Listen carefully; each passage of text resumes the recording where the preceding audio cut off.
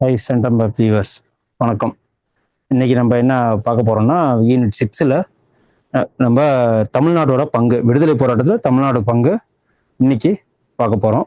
இது வரைக்கும் என்ன பார்த்துருக்கோம் அப்படின்னு பார்த்தீங்கன்னா, பாளையக்காரர்கள் போர் 1, 2, அதுக்கப்புறம் தென்னிந்திய போருன்னு சொல்லிட்டு, அதாவது கட்டபொம்மனோட தம்பி, அப்புறம் தீரன் மருது சகோதரர்கள் இவங்க, அதுக்கப்புறம் வேலூர் கழகம், அதெல்லாம் பார்த்து இப்போ இன்னைக்கு என்ன பார்க்க போறோம்னா, தமிழ்நாட்டில் எந்தெந்த சங்கம்லாம் ஆரம்பிச்சு அரசியல் உணர்வை தூண்டி விடுதலை போராட்டம் மக்களுக்கு எப்படியெல்லாம் அவங்க ஸ்டார்ட் பண்ணாங்க அப்படின்னு சொல்லிட்டு, இதுல ஒரு 3 விதமான ஆட்கள் வருவாங்க.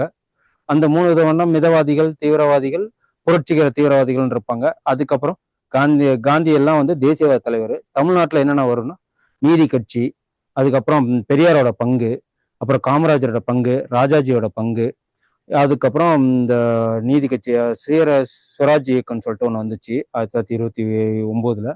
அந்த அந்த தலைவர்களெல்லாம் அவங்கெல்லாம் எந்தெந்த முறையில மக்களுக்கு விடுதலை உணர்வை தூண்டி நாட்டு மக்களை எந்த அளவுக்குலாம் போராட வச்சு எப்படியெல்லாம் விடுதலை வேட்கையை உண்டாக்குனாங்க, எந்தெந்த விஷயத்துலலாம் நம்ம விடுதலைக்கு வாங்கி கொடுக்கலாம், எப்படிலாம் போராட்டினாங்க, ஆங்கிலேயர்களை எப்படி எதிர்த்தாங்க அப்படின்னு சொல்லிட்டு இதுக்கப்புறம் வர கிளாஸ்ல நம்ம தெளிவா பார்க்க போறோம். ஓகேங்களா? அதுல ஒரு குறிப்பிட்ட விஷயம் என்னன்னா, இவங்கெல்லாம் யாரு அப்படின்னா, இவங்கெல்லாம் தமிழ்நாட்டுக்காக போராடினவங்க. எதுக்கு? விடுதலை போராட்டத்துக்காக தமிழ்நாட்டுல போராடினவங்க. தேசிய லெவல்ல, இந்திய லெவல்ல போராடினாலும் தமிழ்நாட்டுக்கு தான் அதுல முன்னோடி. எந்த ஒரு இதுக்குமே சரி, பாளையக்காரர் போரா இருந்தாலும் சரி, அதுக்கப்புறம் அவங்க தான் ஃபர்ஸ்ட். தீரன் சின்னமலை தான் முன்னாடி உள்ள கிளாஸ்ல பார்த்துருக்கிறோம். தீரன் சின்னமலை தான் ஃபர்ஸ்ட் ஆங்கிலேயர்களை எதிர்த்து போராடி போர் புரிஞ்சு வெற்றி பெற்றவர். அதுக்கப்புறம் வேலு நாச்சியார் தான் வந்து அவங்க இவங்களை ஆங்கிலேயர்களை எதிர்த்து போராடி ஒரு பெண் போராளி வந்து ஃபர்ஸ்ட் வென்றிருப்பாங்க. அவங்களதான் வந்து தென்னாட்டு ஜான்சிரான்னு சொல்லுவோம். அதுக்கப்புறம் யாருன்னா, நம்மளுக்குள்ள விடுதலை உணர்வை ஊட்டினது வேலூர் புரட்சி கழகம், அந்த சிப்பாய் கழகம்னு கூட சொல்லுவாங்க. தலைப்பாகை வச்சு அந்த ட்ரெஸ்ல எல்லாம் வந்து மாற்றம் கொண்டு வந்தாங்களா, பிளஸ் வச்சு. அப்புறம் தலைப்பாகையில அந்த குஞ்சம் அந்த இதெல்லாம் சொல்லுவாங்க. அதெல்லாம் வந்து விலங்கிற தோலை யூஸ் பண்ணது. அதுக்கப்புறம் அந்த திருநீர் பூசக்கூடாது, தாடி வைக்கக்கூடாது, எல்லாரும் வந்து ஒரே மாதிரியா இருக்கணும், ஒரு யூனிஃபார்மிட்டியை ஃபாலோ பண்ணணும்னு சொல்லிட்டு சில அவங்க சீர்திருத்தங்களை கொண்டு வந்தது. அது நம்ம நாட்டு கல்ச்சரை வந்து பாதிக்கிற மாதிரி இருந்தது. கல்ச்சர் அந்த அதோட வேட்கை தாங்க முடியாம சிப்பாய்கள் அதுல ஃபர்ஸ்ட் ரெஜிமெண்ட், 23வது ரெஜிமெண்ட் திடீர்னு சொல்லிட்டு வேலூர் கோட்டையை ஆக்குபை பண்ணி முதல் உலக போர் அதுதான் சொல்லி வி.டி. சாவர்கர் சொல்லுவார்னு சொல்லிட்டு நம்ம முன்னாடிக்குள்ள கிளாஸ்ல பார்த்துருப்போம். ஆல் ஓவர் இந்தியாவுக்கு, இந்திய திருநாட்டுக்கு முதல்ல மக்களுக்கு விடுதலை உணர்வு, விடுதலை போரா இருக்கட்டும், விடுதலை உணர்வு தூண்டுறதா இருக்கட்டும், படித்தவர்களா இருக்கட்டும், இவங்க எல்லாத்தையுமே வந்து தமிழ்நாடு தான் முன்னோடி பங்கு. அதுல உள்ளவங்க தான் இவங்கெல்லாம். இவங்க யாரு அப்படின்னு பாத்தீங்கன்னா, 1885க்கு பிறகு இந்திய தேசிய காங்கிரஸ் உருவான பிறகு 3 விதமா பிரிஞ்சுது போக்கு. என்னன்னா, விடுதலை போக்கு காலங்கள் மாற அவங்களோட செயல்பாடுகள் மாற ஆரம்பிச்சதுல.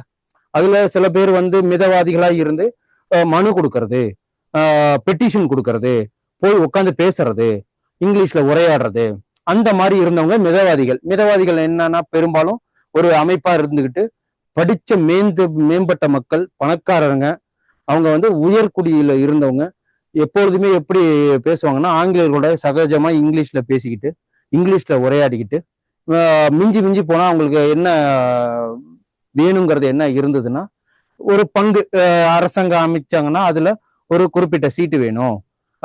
அப்புறம் இந்திய குடிமை பணி, இப்ப ஐஏஎஸ் ஐபிஎஸ் எல்லாம் இருக்குல்ல, அந்த எக்ஸாம் வந்து லண்டன்ல நடக்கிற மாதிரி இங்கேயும் நடக்கணும், இந்தியாவிலையும் நடக்கணும், வயது வரம்ப கூட்டணும், இராணுவங்களோட செலவை கம்மி பண்ணணும், மக்கள் அதாவது இந்தியர்களோட பிரதிநிதியை அதிகப்படுத்தணும்.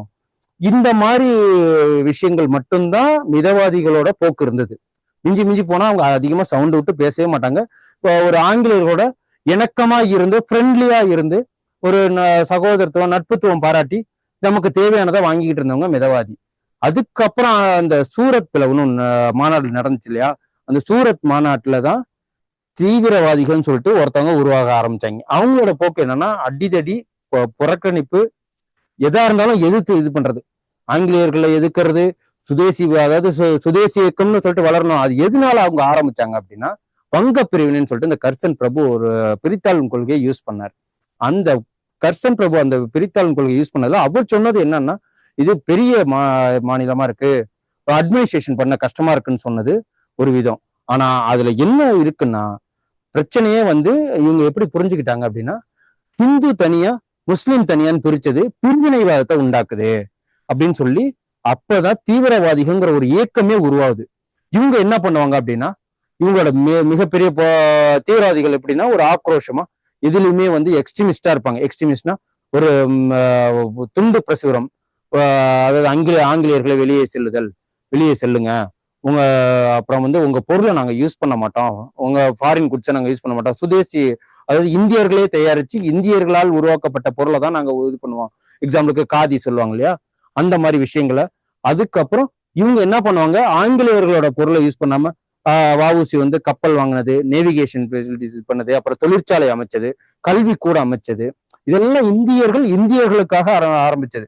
இவங்களோட எதிர்ப்புகள்லாம் எப்படி இருக்குன்னா புறக்கணிப்பு, எதா இருந்தாலும் புறக்கணிச்சு அவங்கள டென்ஷன் ஆக்கி அவங்கள வந்து நாங்க எதையுமே எங்களுக்கு ஆங்கிலேயர்களோட வேண்டாம், அவங்களோட பொருள் வேண்டாம், அவங்களோட ஆட்சி முறை வேண்டாம், எங்களுக்கு சுயராஜ்யம் வேணும், நாங்களே தனியா அரசாங்கம் ஆரம்பிச்சு நாங்களே நடத்தணுங்கிற போக்குல உள்ளவங்க யாரு, தீவிரவாதிகள். இதுக்கு மேல யாருன்னா புரட்சிகர தீவிரவாதிகள் வருவாங்க. அவங்க பேர் தான் ரெவல்யூஷனிஸ்ட். அவங்களுக்கு எக்ஸாம்பிளுக்கு யார சொல்லுவாங்கன்னா அரவிந்த கோஷ் சொல்லுவாங்க. அவரு என்ன பண்ணுவார்னா ஆங்கிலேயர்களை எதிர்க்கிறது எல்லாம் கிடையாது, அவங்கள சுட்டு கொல்றது, அடிக்கிறது, போலீஸ் ஸ்டேஷனை கொளுத்துறது, பாராளுமன்றத்தை கொளுத்துறது, அப்புறம் அரசாங்க கட்டிடத்தை இடிக்கிறது, பொது இடங்கள்ல அதிகாரிகளை சுட்டு வீழ்த்துறது. அதுக்கு எக்ஸாம்பிள் தான் இந்த வாஞ்சிநாதன் சொல்லுவாங்க. அவரு வந்து இந்த சிவகங்கை மாவட்டத்துல ஆஷ் துரைங்கிறவரை ஒரு கலெக்டரை வந்து சுட்டு வீழ்த்திருப்பாரு. இந்த மாதிரி ஒரு இதெல்லாம் ரெவல்யூஷனிஸ்ட். இவங்கெல்லாம் எப்படி சுதந்திரத்தை மக்களுக்கு எப்படி தெரிவிச்சாங்க அப்படின்னா பத்திரிகைகள் மூலயமா. இவங்களோட ஆயுதமே என்னன்னா, இப்போ எல்லாருமே வந்து ஆங்கிலேயர்கள் மாதிரி பெரித்தாள் கொள்கை கிடையாது. ஒரு போர் வச்சு இராணுவத்தை வச்சு அவங்கள எதிரிகளை அடிச்சு அதை மாதிரி சிறைப்பிடித்து கடும் தண்டனை கொடுத்து அந்த மாதிரிலாம் கிடையாது. பத்திரிகை ஒரு விஷயத்த, வார பத்திரிகை, தினப்பத்திரிகை, துண்டு சீட்டு, பிரச்சாரம், பொதுக்கூட்டம். அப்ப வந்து இந்த இந்தியன் நேஷனல் காங்கிரஸ் வருஷம் டிசம்பர் மாசம் பண்ணுவாங்க பாருங்க. அந்த கூட்டம் வந்து எல்லாருக்குமே ரொம்ப ஒரு முன்னோடியா இருந்தது. ஏன்னா அதுல இந்தியர்கள் எல்லாருமே கலந்துக்கிட்டாங்க, தமிழர்கள் தான் அதுல நிறைய கலந்துக்கிட்டாங்க. அந்த மாதிரி கலந்துக்கும் போது பொது விஷயங்கள், பொது மக்களுக்கு, பெண்களுக்கு என்னன்னா இது சுதந்திரம் நமக்கு எவ்வளவு முக்கியம், இந்த சுதந்திரத்தினால நம்ம என்னென்னலாம் பெற போறோம் அப்படிங்கிற ஒரு விஷயத்த எலாபரேட்டா சொன்னதுதான் இந்த தமிழர்களோட அறிவு அண்டு முன்னோடியா இருந்தாங்க. எல்லாத்துக்குமே முன்னாடி அவங்கதான். நீங்க பாத்தீங்கன்னா தெரியும், இந்திய நேஷனல் காங்கிரஸ்ல ஆரம்ப காலகட்டங்கள்ல தமிழர்கள் தான் அதிகமா இருந்தாங்க. அந்த சென்னை மகாஜன சபையோட கூட்டத்தை யாரெல்லாம் வழி நடத்துறாங்களோ அதோட தலைவர் தான் இதுல வருவாங்க. அதுக்கப்புறம் இதுல சேம் என்ன அப்படின்னு பாத்தீங்கன்னா, இங்க உள்ள தீவிரவாதிகளை பேஸ் பண்ணி தான் வந்து வஉசி சிதம்பரனா இருக்கட்டும், பாரதியார்லாம் வந்து போய் பிரச்சாரத்துல எல்லாம் கலந்து மக்களா இல்ல, எல்லாமே இந்த பத்திரிகை மூலமே சுதந்திர வேட்கையை உண்டாக்குறது. இப்ப அந்த பாட்டு, இந்த நார்மல் குழந்தைகளுக்கு உண்டான பாட்டும் பாடினது இருக்கு. அந்த மாதிரி புரட்சிகரமா நிறைய பாடல்கள்லாம் வந்து அவர் எழுதி மக்களுக்கு ஒரு விடுதலை உணர்வை தோன்றினவர் நம்ம பாரதியார். அதுக்கப்புறம் தான் வஉசிதம் நிறைய. நமக்கு என்ன ஒரு பிளஸ் அப்படின்னு பாத்தீங்கன்னா, இப்ப எந்த ஒரு விஷயமா இருந்தாலும் நம்ம ஈஸியா பண்ணிட்டு நெக்ஸ்ட் என்ன பண்ணுவோம், டக்குன்னு போய் பிரெஞ்சு நேஷன் புதுச்சேரியில போய் ஒளிஞ்சிக்கிறது. அங்கதான் நம்மளுக்கு சட்டம்லாம் எதுவும் போட முடியாது இல்லைங்களா. அங்க உட்காந்துக்கிட்டு எழுதி அப்படியே கடல் வழியா வந்து சென்னையில, ஏன்னா சென்னை எதனால பேஸ்னா, சென்னை தான் வந்து எல்லாத்துக்குமே, ஏன்னா ஆங்கிலேயர்கள் அங்கதான் ஃபர்ஸ்ட் வந்து குடிபெயர்ந்தது, ஜார்ஜ் டவுன் அங்கதான் கட்டினது, ஒரு போராட்டம் பண்ணி எல்லா விஷயம் பண்ணது அங்கதான். ஈஸியா பிரெஞ்சு பக்கத்துல இருக்கிறதுனால இங்க தங்கிக்கிட்டு துண்டு பிரசுரம், இந்த இதெல்லாம் வார இதழ்கள்லாம் நடத்திக்கிட்டு அப்படியே கடல் வழியா ஊடுருவி மக்களுக்கு ஒரு விடுதலை உணர்வை தோன்றினது பாரதியாரோட பங்கு பெருசு. அவர் பாட்டுக்கள் மூலயமா, தேசிய கீதங்கள் மூலயமா, அவரோட இந்தியாங்கிற பத்திரிக்கை, விஜயாங்கிற பத்திரிக்கை, அந்த அந்த மாதிரி பத்திரிகைகள் மூலயமா பெண்களுக்குன்னு ஒரு தனியா பத்திரிக்கை நடத்தினாரு. இந்த ஒரு வேட்கையினால வந்து நாட்டு மக்களுக்கு விடுதலை உணர்வு ஈஸியா தூண்டப்பட்டது இந்த தீவிரவாதிகள்னால. ஆனா மிதவாதிகள் நடக்கிற வரைக்கும் மேல்மட்ட ஜனங்கள் மட்டும்தான் விடுதலையை பத்தி இது பண்ணிட்டு இருந்தாங்க, சுதந்திரத்தை பத்தி பேசிக்கிட்டு இருப்பாங்க. இவங்க தீவிரவாதிகள் என்னன்னா அடிமட்ட மக்களை ஃபோக்கஸ் பண்ணாங்க, கிராஸ் ரூட் லெவல்னு சொல்லுவாங்க இல்லையா, அவங்கள ஃபோக்கஸ் பண்ணி பொது இடங்கள்ல மேடை போட்டு பேசி துண்டு பிரசுரம் கொடுத்து ஸ்லிப்பு கொடுத்து தொழிலாளர் போராட்டத்தில் கலந்துக்கிட்டு அதனால வந்து சிறை சென்று அடிபட்டு இந்த வஉசி, பாரதியார், இவங்க சுப்பிரமணிய சிவா அவங்க பேர்லாம் ரொம்ப கஷ்டப்பட்டு இந்த விஷயங்கள்லாம் மக்கள் பார்க்க பார்க்க ஆட்டோமேட்டிக்கா அவங்களுக்கு விடுதலை உணர்வு தூண்டி எல்லாரும் போராட்ட களத்துக்கு வந்தாங்க. காந்தி வந்த பிறகுதான் வந்து ஒவ்வொரு விஷயமே ஒரு கூட்டத்துல பேசும்போது நமக்காக ஒரு எளிமையான மனிதர், ஒரு உயர்ந்த குடியில பிறந்து எளிமையான ஒரு மனிதர் எப்படிலாம் வந்து போராடுறாரு அப்படின்னு சொல்லிட்டு பார்க்கும்போதுதான் இந்த விடுதலை உணர்வு தமிழ்நாட்டுல எப்படி இப்படிலாம் நடந்துச்சுன்னு சொல்லிட்டு இன்னைக்கு பத்திரிகையில என்னென்ன பத்திரிகை நமக்கு யூஸ் ஆனிச்சு, என்னென்ன சங்கம் நமக்கு யூஸ் ஆனிச்சு, அதுக்காக என்ன சட்டம் போட்டாங்க, அப்புறம் மிதவாதிகள்ல தமிழ்நாடு சேர்ந்தவங்க எப்படி அதுல இருந்து வேலை செஞ்சாங்க, தீவிரவாதிகள்ல எந்த அளவுக்கு இது டீட்டெயிலா இருந்தது, ஆங்கிலேயர்ல இருந்து என்னென்னலாம் பண்ணாங்க, அப்புறம் மிக தீவிரவாதிகள் அதாவது புரட்சிகரவாதிகள் சொல்லுவீங்களா அவங்க என்ன பண்ணாங்க அப்படின்னு சொல்லிட்டு இன்னைக்கு இது வரைக்கும் பார்ப்போம். அடுத்த கிளாஸ்ல என்னன்னா நீதி கட்சி, அதுக்கப்புறம் பெரியாரோட பங்கு, காமராஜரோட பங்கு, ராஜாஜியோட பங்கு, அப்புறம் சுயராஜ்ய இயக்கம், இவங்கெல்லாம் வந்து இந்திய விடுதலைக்காக 1947 வரைக்கும் இவங்களோட ஒவ்வொரு எழுத்தும் சரி, ஒவ்வொரு சொல்லும் சரி, ஒவ்வொரு போராட்டமும் சரி, எந்த அளவுக்குலாம் தமிழ்நாடு இந்திய லெவல்ல அவங்களோட பிரதிபலிப்பு இருந்ததுன்னு சொல்லிட்டு நம்ம பார்ப்போம். இன்னைக்கு நம்ம ஆரம்ப கால் 1857 இது வரைக்கும் பார்த்ததை நம்ம பார்ப்போம்.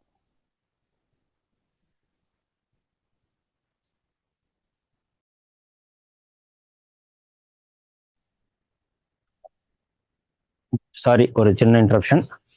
அதனால நம்ம இன்னைக்கு என்னென்ன பார்க்க போறோம் அப்படிங்கிறத நான் சொல்லிடுறேன். ஓகேங்களா? இவ்வளவுதான் ஓவர்வியூ. தமிழ்நாட்டோட பங்கு இவ்வளவுதான் இருக்கு. அதை நம்ம ஃபர்ஸ்ட் சிலபஸ், அப்புறம் வேர் டு ஸ்டடி, இது இந்த போட்டோஸ் ஏறணும்னா நமக்கு ஒரு ஓவர்வியூ, ஒரு இமேஜினேஷன் கிடைக்கிறதுக்கு தான். இவரு யாருன்னா ஜி சுப்பிரமணிய ஐயர். இவரு ஜி சுப்பிரமணிய ஐயர் தெரியும். இவர் என்ன பண்ணாரு? சுப்பிரமணி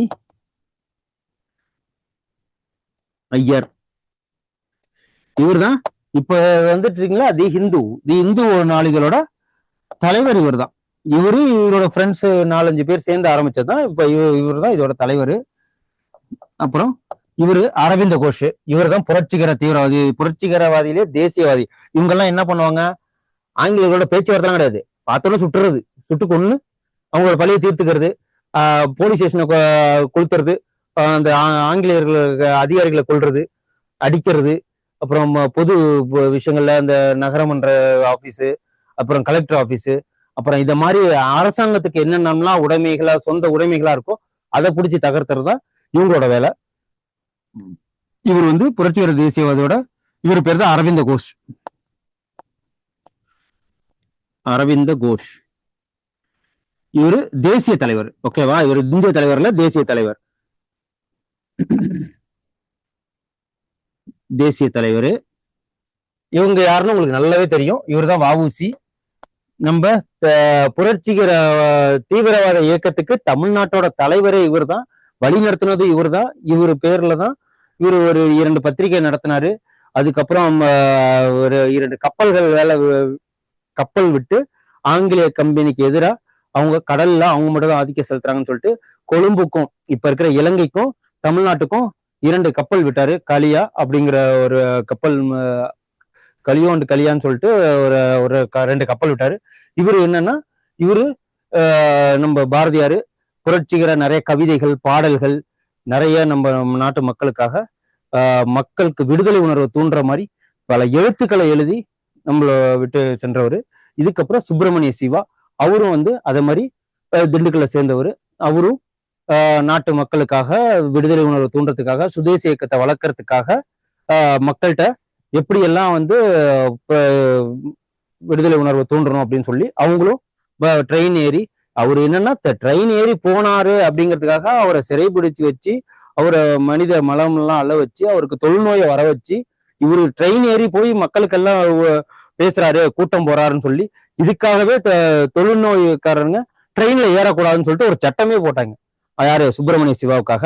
இந்த மாதிரி சில விஷயங்கள்லாம் இருக்கு. இது நெக்ஸ்ட் வர கிளாஸ்ல நம்ம டீட்டெயிலா பார்ப்போம். ஓகேங்களா? இதுதான் ஃபர்ஸ்ட் நம்ம எதை படிக்கிறதாலும், எந்த டாபிக்கை படிக்கிறதாலும் சிலபஸ்ல இருந்து நம்ம ஆரம்பிக்கிறோம். ஏன் படிக்கிறோம், எதுக்காக படிக்கிறோம், இந்த விஷயத்த எந்த சிலபஸ்ல இருக்குன்னு நமக்கு தெரியணும் இல்லைங்களா? இது நமக்கு எங்க இருக்கு அப்படின்னு பாத்தீங்கன்னா, இது வந்து யூனிட் 6. முன்னாடி என்னவா இருந்தது? முன்னாடி ஓல்டு சிலபஸ்ல யூனிட் 8 இருந்தது. இதுல இருந்து எத்தனை கொஸ்டின்ஸ் நமக்கு கேட்பாங்க அப்படின்னு பாத்தீங்கன்னா, 20 கொஸ்டின்ல இருந்து நமக்கு கேட்கறேன்னு சொல்லிட்டு சொல்லியிருக்கிறாங்க. அவங்களே கொடுத்துட்டாங்க. முன்னாடி கொடுக்காத போது எவ்வளவு கொஸ்டின் கேட்பாங்க தெரியுமா? 40, 48 அந்த மாதிரி கொஸ்டின்ஸ் வரும். நமக்கு டெஃபினட்டா இந்த இதுல இருந்து கொஸ்டின்ஸ் ஷோர் கட்டா ஒரு 10 கொஸ்டினாவது வரும். ஓகேங்களா? 10 கொஸ்டின். எந்த ஷோர் கட்டா சொல்றேன்னா, திருக்குறள் அந்த பாட்டுல இருந்து இல்ல, நமக்கு அதுக்கப்புறம் வருது இல்லைங்களா? தமிழ்நாட்டோட பங்கு, அப்புறம் பெண்களோட பங்கு, அப்புறம் விடுதலை போராட்டத்தில் தமிழ்நாட்டின் பங்கு, ஆங்கிலேயருக்கு எதிரான தொடக்க கால கிளர்ச்சிகள், இந்த இதுல இருந்து பெண்களுக்கான பங்கு, விடுதலை போராட்டத்தில் பெண்களுக்கான பங்கு, அதுக்கப்புறம் அண்ணாவை பத்தி, பெரியாரை பத்தி, இந்த மாதிரி இதுகளிலே 10 கொஸ்டின்ஸ் வரும். நமக்கு இதுல ஈஸியா மார்க் ஸ்கோர் பண்ற ஏரியா. அதனாலதான் நம்ம டீட்டெயிலா தெளிவா இது எல்லாத்தையும் எங்க இருந்து எடுத்திருக்கோம்னா புக்கு தான். அதுதான் வேர் டு ஸ்டடின்னு கொடுத்துருக்கோம் பாத்தீங்களா? இந்த ஹிஸ்டரியில இதுதான். ஓகே, இதுதான், வேற எதுவும் கிடையாது. இந்த இந்த லெசன் எத்தனை இருக்கு? 1, 2, 3, 4, 5. இதுலயுமே 18.2, 18.3. இவ்வளவுதான். இவ்வளவு படிச்சாலே நமக்கு எத்தனை மார்க்? Minimum 10 marks. இது எதெல்லாம் இதுல கவர் பண்ணிடுறாங்க அப்படின்னு பாத்தீங்கன்னா, நமக்கு சிலபஸ்ல உண்டான எல்லாத்தையுமே கவர் பண்ணிடுறாங்க. விடுதலை போராட்ட தமிழ்நாட்டின் பங்கு இதுவும் கவர் ஆயிடுது.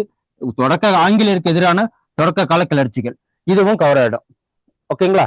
இதை நம்ம படிக்கிறோம், நோட்ஸ் எடுத்து வச்சுக்கிறோம். இன்னிலிருந்து சொல்லியிருக்கிறேன், ஒவ்வொரு டைம் படிக்கும் போதும் நோட்ஸ் எடுக்கிறது எவ்வளவு முக்கியம் அப்படின்னு சொல்லிட்டு. ஏன்னா இதெல்லாம் ஒன் டைம் நோட்ஸ் எடுத்தாலே போதும், நமக்கு இதை கவர் பண்ணிட்டு வந்துடலாம். இப்போ நம்ம கிளாஸுக்குள்ள போவோம். ஓகே, இப்போ நினைச்ச இதெல்லாம் உங்களுக்கு ஒரு ஓவர்வியூ அமைஞ்சிருக்கும்னு நினைக்கிறேன். இதுக்கப்புறம் நம்ம என்ன ப்ராப்பரா நோட்ஸ் படி ஒவ்வொரு பாயிண்ட்ஸா வித் ஃபேக்ட்ஸோட சின்ன டெஃபினேஷனோட நம்ம தெளிவா போவோம். ஓகேங்களா? இப்போ நம்ம விடுதலை போராட்டத்துல தமிழ்நாட்டோட பங்கு ஆரம்பத்துல பாளையக்காரர் கிளர்ச்சி பார்த்தோம். 1757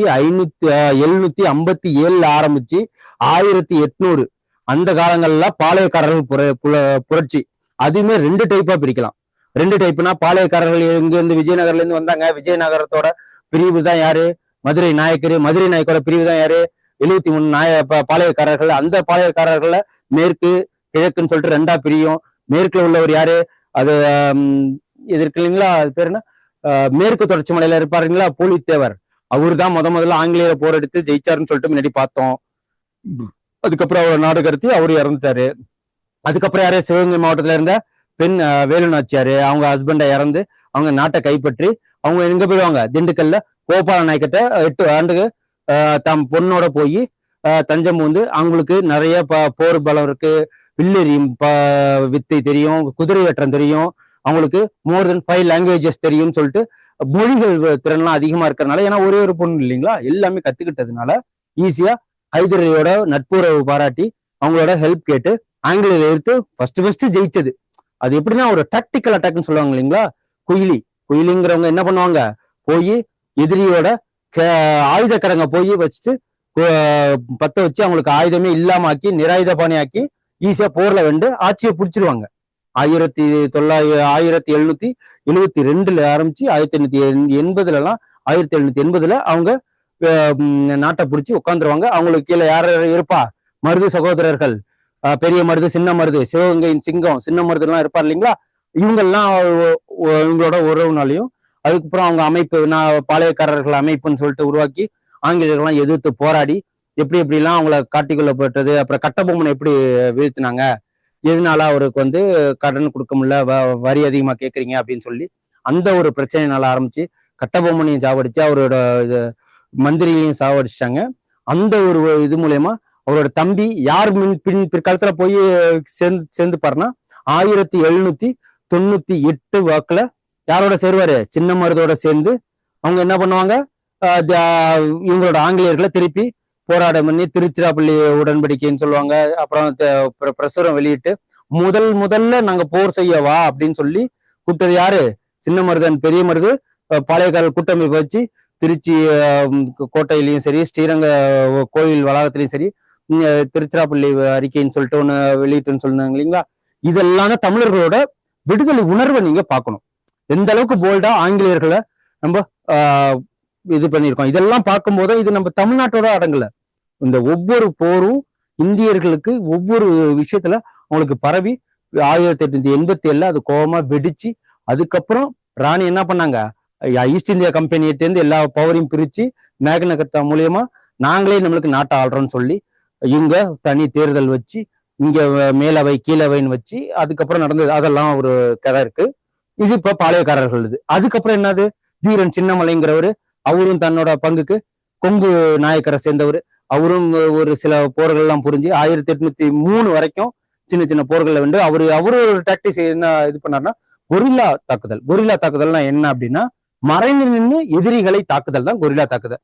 அந்த ஒரு புதிய ஒரு யுத்தியை ஆரம்பிச்சார். ஓகேங்களா? அவருக்கு எல்லா விஷயமும் தெரியும். ஹைதராபாத் இருந்திருப்பாரு, பிரெஞ்சு படையோட பயிற்சி பெற்றிருப்பாரு ஆர்மில இருந்து.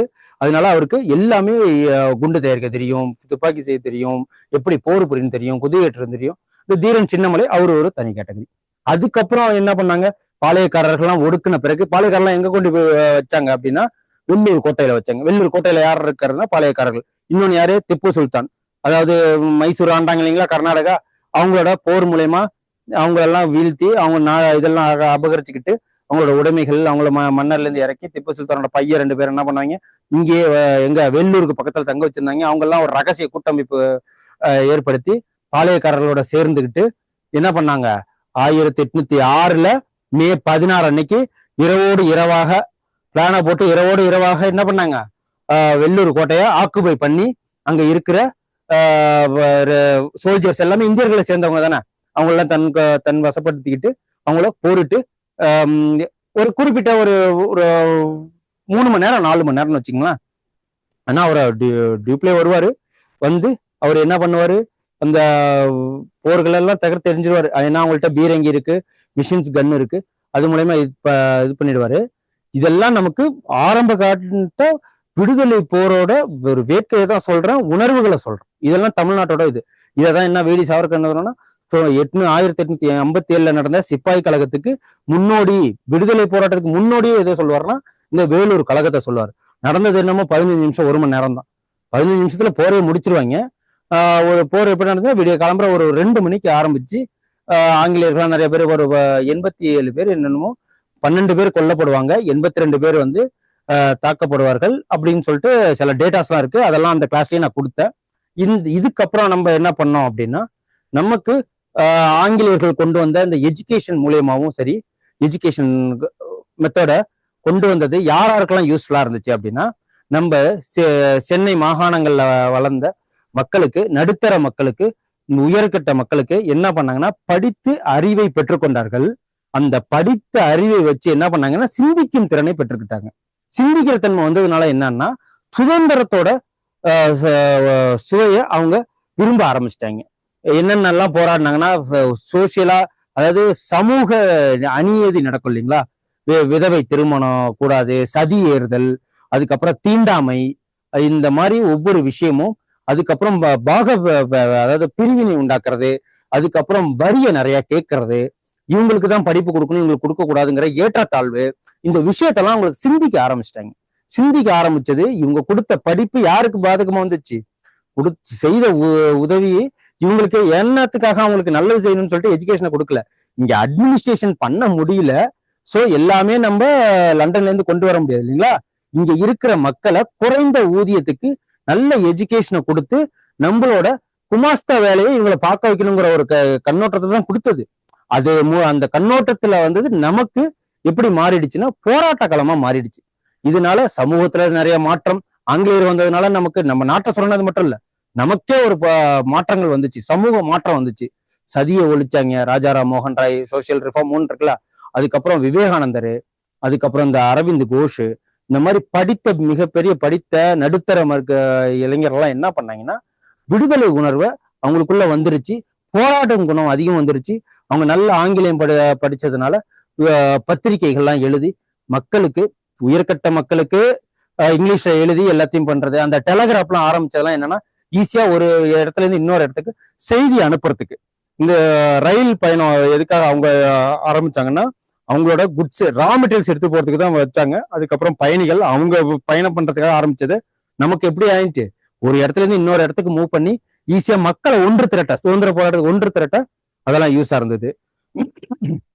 இந்த மாதிரி ஒவ்வொரு விஷயமும் சங்கம் ஆரம்பிச்சு, கூட்டமைப்பு ஆரம்பிச்சு, நம்ம மக்களுக்கு அப்புறம் அரசாங்கத்துல கோரிக்கைகளை வச்சு, மனுவை வச்சு எப்படி எப்படிலாம் நமக்கு தேவையான விஷயங்களை அரசாங்கத்திலிருந்து கேட்டு பெறுவது அப்படின்னு சொல்லிட்டு நம்ம ஒவ்வொரு விஷயமே கத்துக்கிட்டோம்.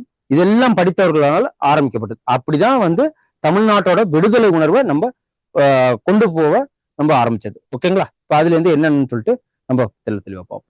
விடுதலை போராட்டத்தில் தமிழ்நாடுன்னு பங்கு. ஆரம்பத்துல என்ன சொன்னா, பாளையக்காரர் சொன்னா, இந்திய விடுதலை போராட்ட இயக்கத்தில் தமிழ்நாடு மிக முக்கிய பங்காற்றுகிறது. அதுல தமிழ்நாடு தான் முன்னோடியா திகழ்ந்துச்சு. எதுல முன்னோடியா திகழ்ந்துச்சு? அதான் பாளையக்காரர்கள் போரு. இது எப்ப நடந்துச்சு? 1757 ஆரம்பிச்சு, பூலித்தேவர் இருக்காருங்களா, பூலித்தேவர்ல ஆரம்பிச்சு 1800 வரைக்கும் கட்டபொம்மன், கட்டபொம்மன், அப்புறம் மருது சகோதரர்கள், வேலு நாச்சியார், அப்புறம் தீரன் சின்னமலை, கோபால நாயக்கர், அந்த மாதிரி ஒவ்வொரு பகுதியை சேர்ந்தவங்க தன்னோட பங்களிப்பை இதுல செலுத்திக்கிட்டு இருந்ததுனால அப்போதைக்கு எப்படின்னா, சென்னை மாகாணம், மதராஸ் மாகாணம்னா எதை சேர்ந்தது? மதராஸ் மாகாணம்னா இப்ப மதராஸ்ன்னு சொல்லுவாங்கன்னு வச்சுக்கோங்க. இதுலதான் யார் ஆட்சி பண்ணிட்டு இருந்தா? கடல் வழியா வந்து இப்படிதான் இருக்கா, கடல் வழியா வந்து சென்னையில வந்து குடிபெயர்ந்துருவாங்க. குடிபெயர்ந்தாங்க யாரு? ஆங்கிலேயர்கள். குடிபெயர்ந்த பிறகு ஜார்ஜ் டவுன் ஒண்ணு கட்டி இங்க ஆட்சி பண்ண ஆரம்பிச்சாங்க. இவங்க இந்த சென்னை மதராஸ் மாகாணம் என்னன்னா, இந்த கேரளா, கர்நாடகா, இப்ப இருக்கிற கர்நாடகா, இந்த ஆந்திரா, தெலுங்கானா, அதுக்கப்புறம் இங்க இருக்கிற ஒடிசா, இது எல்லாம் சேர்ந்ததுதான் ஒரே ஒட்டு மொத்தமா சேர்ந்ததா என்ன மதராஸ் மாகாணம். ஓகேங்களா? இது ஒவ்வொரு இடத்துக்கும் கலெக்டர்ஸை நியமிச்சு, தளபதிகளை நியமிச்சு, வரி வசூல் செஞ்சு, அட்மினிஸ்ட்ரேஷனை உண்டாக்கி, நீதி. ஏன்னா அப்போதைக்கு கலெக்டர்ஸ் என்ன பண்ணுவாங்க, வரியை மட்டும் வசூல் பண்ண மாட்டாங்க, அட்மினிஸ்ட்ரேஷன் மட்டும் பார்க்க மாட்டாங்க. ஜட்ஜா ரோல் பண்ணி தீர்ப்பு வழங்குறது, தண்டனை கொடுக்கறது, லாவே படிக்காம தண்டனை எல்லாம் கொடுப்பாங்க. அப்போதைக்கு இவங்க நாட்டை பிடிச்சி ஆங்கிலேயர்கள் இந்த மாதிரி முறைகள் எல்லாம் பண்ணிட்டு இருந்தாங்க.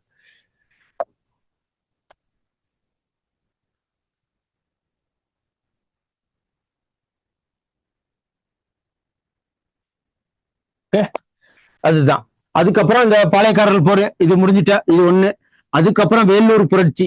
இந்த வேலூர் புரட்சி தான் சொன்ன இல்லைங்களா, வேலூர் கோட்டையில சிப்பாய்கள் 1ஆம் ரெஜிமெண்ட், 23ஆம் ரெஜிமெண்ட்ஸ் என்ன பண்ணாங்க, தன்னோட மத அடையாளங்களை தவிர்க்க சொன்னதும், சமூக இது, அதாவது சில விஷயங்கள் மத சம்பந்தப்பட்ட பண்ணதும், அவங்களுக்கு ஒத்துக்காதுன்ற மாட்டு தோள்களை யூஸ் பண்ண சொன்னது. அதுக்கப்புறம் தன்னோட மதங்களை சார்ந்து இல்லாம சிலுவைகளை சார்ந்து ஆடை, அதாவது யூனிஃபார்ம் அணிய சொன்னதுனாலையும், இந்த சின்ன சின்ன மன குமுறல்கள்னாலும், அவங்க அடக்குமுறையினாலையும், அதுக்கப்புறம் குறைந்த ஊதியம், அப்புறம் என்ன சொல்லுவாங்க, ஊதிய உயர்வு, அப்புறம் வந்து அவங்கள மேம்பட்ட இதுக்கு கொண்டு போகாம ஆங்கிலேயர்கள் என்ன பண்ணாங்க, அவங்கள சப்ரஸ் பண்ணி அழுத்தி அவங்கள ஒரு கீழ்மட்ட தொழிலாளியாவே பார்த்தது. இவங்களுக்கு என்ன ஆச்சு, மனசுல ஒரு குமுறல் இருந்து திடீர்னு ஒரு நாள் வெடிச்சு, அதோட வெளிப்பாடுதான் இந்த 1806 வேலூர் புரட்சின்பாங்க. இதான் வி டி சாவர்கர் என்ன சொல்லியிருக்காருன்னா, 1857 நடந்த சிப்பாய் கழகத்தின் சுதந்திர போராட்டத்து இதுக்கு முன்னோடி எதுன்னா தமிழ்நாட்டுல நடந்த 1806 வேலூர் புரட்சி. ஓகேங்களா? இது ரொம்ப முக்கியம். இது நம்ம பார்த்துட்டோம் போன கிளாஸ். அதுக்கப்புறம் மேற்கத்திய கல்வி அறிமுகம். இதை சொன்ன இல்லைங்களா, மெக்காலய கல்விக்கு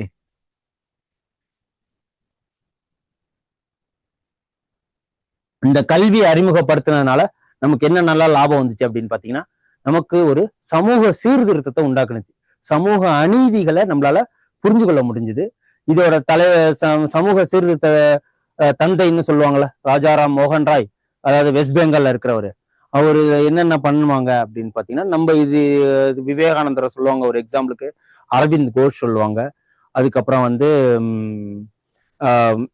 வள்ளலார் சொல்லுவாங்க, வாடிய பயிரை கண்ட போதெல்லாம் வாடினேன்னு சொன்னார் இல்லைங்களா, அவரை சொல்லுவாங்க. இவங்கெல்லாம் வந்து சமூக சீர்திருத்தவாதிகள். இவங்கெல்லாம் என்ன பண்ணாங்க, ஒற்றுமைய, மக்களிடம் ஏற்றத்தாழ்வை களைய போராடினாங்க. படிப்பு எல்லாருக்கும் சமம் அப்படின்னு சொல்லிட்டு போராடினாங்க. பெண்களுக்கும் சம உரிமை கொடுக்கணும்னு சொல்லிட்டு தன்னோட வாதத்தை எடுத்து வச்சாங்க. அதுக்கப்புறம் இந்த சமூக தீண்டாமை, அந்த நீதி அநீதின்னு சொல்லுவாங்க இல்லையா, உடன்கட்டை ஏறுதல், ஹஸ்பண்ட் இறந்துட்டா, கணவர்மார்கள் இறந்துட்டா, அந்த காலத்துல என்ன பெண்கள் தன் உடன்கட்டை ஏறுதல் அந்த ஒரு பழக்கம்லாம் இருந்தது. அதுக்கப்புறம் விதவை, அப்பெல்லாம் திருமணம் எப்ப பண்ணுவாங்கன்னா 12 வயசு பண்ணுவாங்க. இப்பெல்லாம் தான் ஆயிடுச்சு 30 வயசு ஆயிடுச்சு, 33 ஆயிடுச்சு.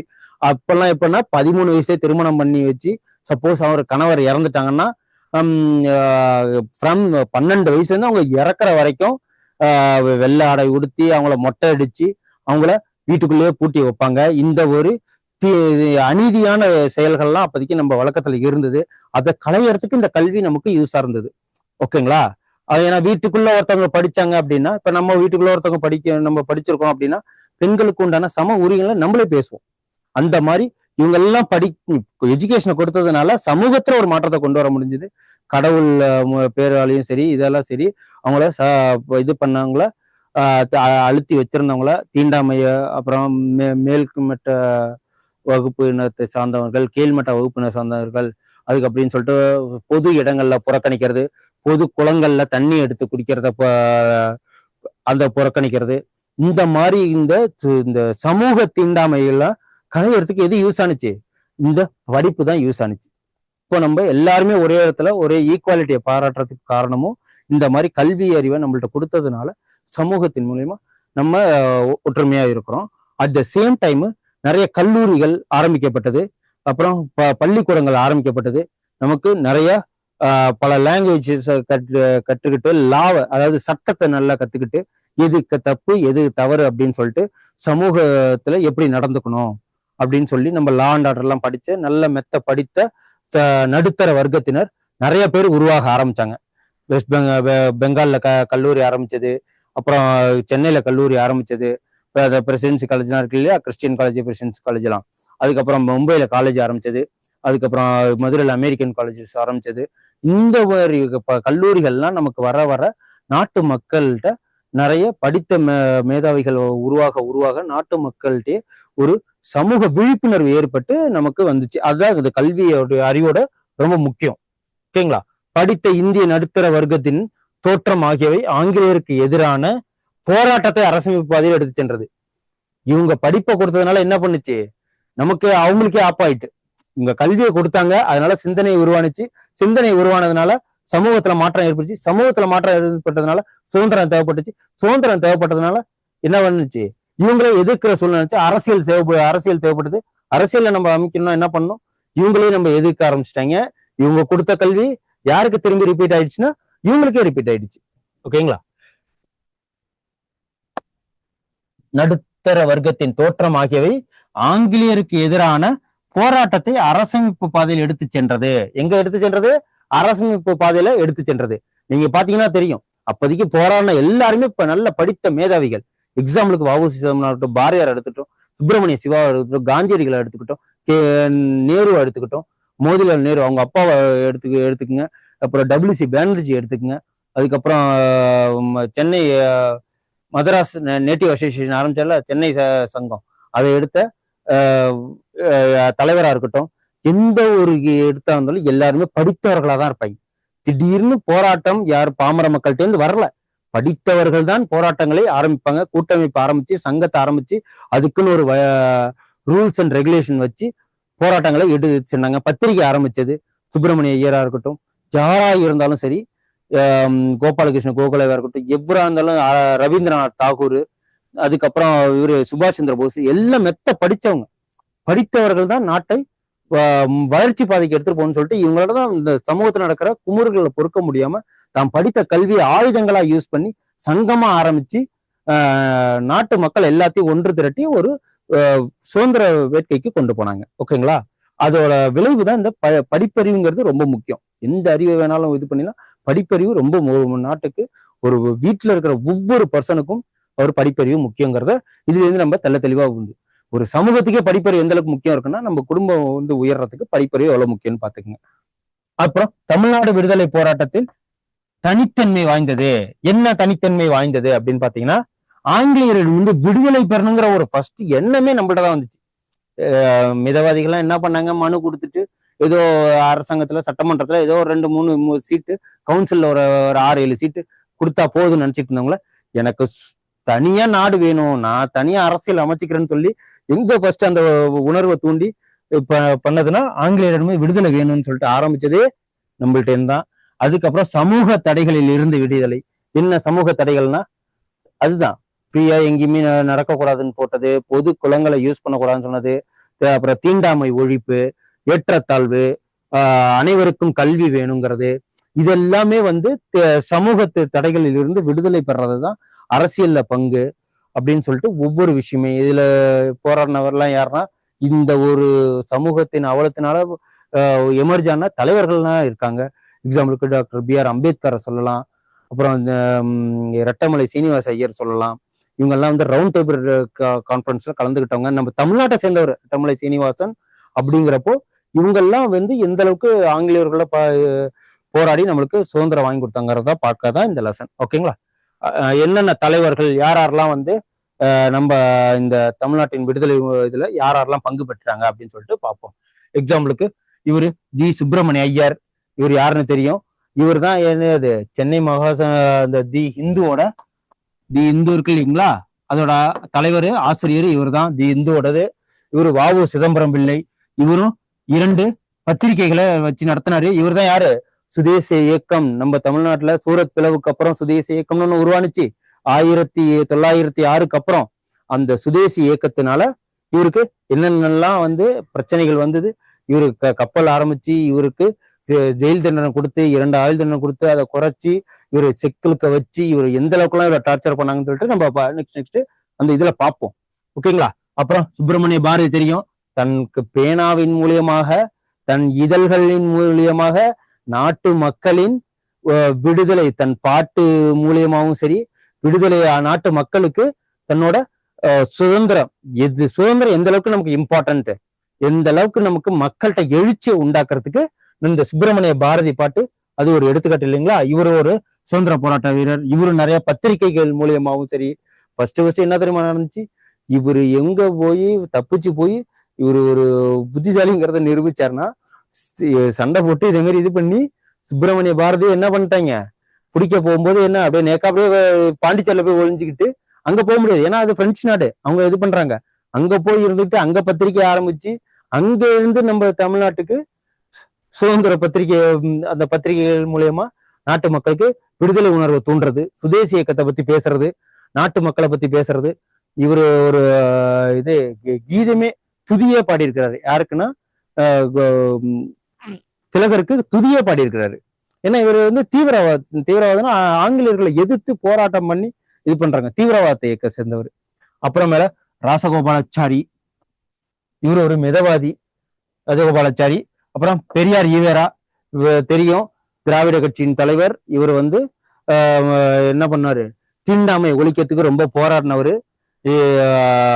அதாவது எதையுமே அறிந்துதான் பார்க்கணும் அப்படின்னு சொல்லிட்டு இவரும் நம்ம இதுக்கு நீதி கட்சியில இருந்தாரு. அதுக்கப்புறம் தானா வெளியில தீண்டாமை திராவிட கட்சின்னு சொல்லிட்டு ஒண்ணு ஆரம்பிச்சு அதோட தலைவராக இருந்து இவரும் சுதந்திர நாட்டு மக்கள்ல எழுச்சியை உண்டாக்கி சமூக அவலங்களை கலைந்து அப்புறம் நிறைய விஷயங்களை நமக்கு எடுத்து சொன்னவர்.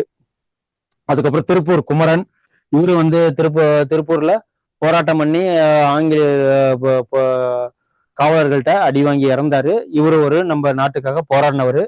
அதுக்கப்புறம் கே. காமராஜ் தெரியும், கல்விக்கண், நமக்கு கல்வியை புகுந்தது, கல்வி அறிவு எந்த அளவுக்கு இம்பார்ட்டன்ஸ் சொன்னோம் இல்லைங்களா?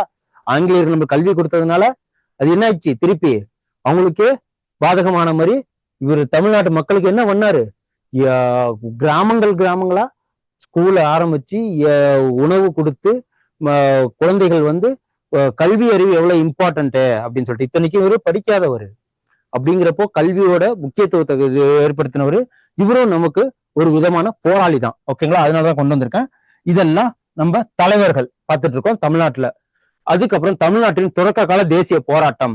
என்ன தொடக்க கால தேசிய போராட்டம்னா 1885 தேசிய காங்கிரஸோட இல்ல, அதுக்கு முன்னாடி 1857 சில சங்கம்லாம் உருவானுச்சு. எதுக்குமே டக்குன்னு ஒரு தொடக்கம் வந்துடாது. சின்ன சின்னமா ஒரு சங்கம் ஆரம்பிச்சு, கூட்டமைப்பு ஆரம்பிச்சு, அதுல தோல்வி அடைந்து, அதுல இருந்து பிரிந்த தலைவர்கள் எல்லாம் ஒன்று சேர்ந்து கூடுனதான் எது? இந்தியன் நேஷனல் காங்கிரஸ், தேசிய காங்கிரஸ். ஓகேங்களா? தமிழ்நாட்டில் தொடக்க கால தேசிய போராட்டம் எப்படி நடந்துச்சுன்னா 19ஆம் நூற்றாண்டு இடைக்காலங்களில் சென்னையில் உருவான நடுத்தர கல்வி கற்ற நபர்கள். நடுத்தர கல்வி கற்றனா இந்த மெக்கால ஆரம்பிச்ச இந்த கல்வி எஜுகேஷன் சிஸ்டம் இருக்கு இல்லைங்களா, அதுல படித்தவங்க தான் யாரு ஓபன் பண்ணிருக்காங்க. 19ஆம் நூற்றாண்டு நடுவில் பாதியில் அப்படின்னா 1853. ஓகேங்களா? இந்த மாதிரி இடங்கள்ல தான் அந்த பேரு இந்த 52 அந்த 1800 இடைக்காலங்கள் அப்படின்னு 1850ன்னு அர்த்தம். ஓகேங்களா?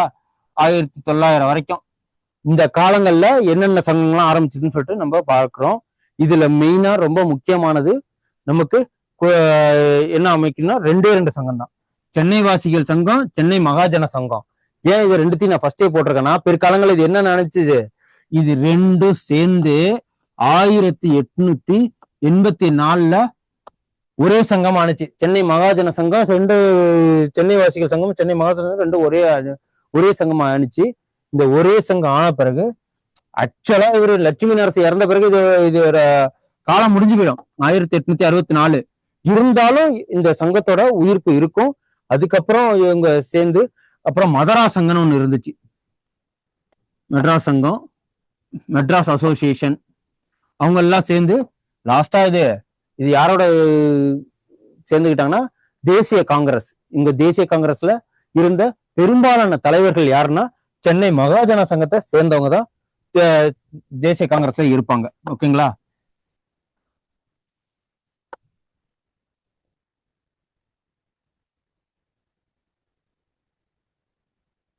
சென்னை வாசிகள் சங்கத்தை பத்தி டீட்டெயிலா பார்ப்போம்.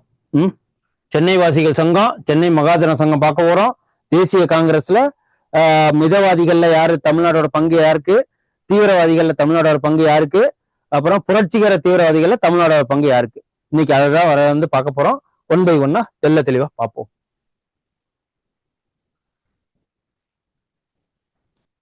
இதுல சென்னை வாசிகள் சங்கங்கிறது இதுதான் நமக்கு சுதந்திரத்துக்கு போராட்டத்துக்கு ஃபர்ஸ்ட் முன்னோடியான ஆங்கிலேயர்களுக்கு எதிரான உள்ள சங்கம். இவங்க என்ன பண்ணுவாங்க அப்படின்னா மனு அமைப்பாங்க, கூட்டம் அமைப்பாங்க,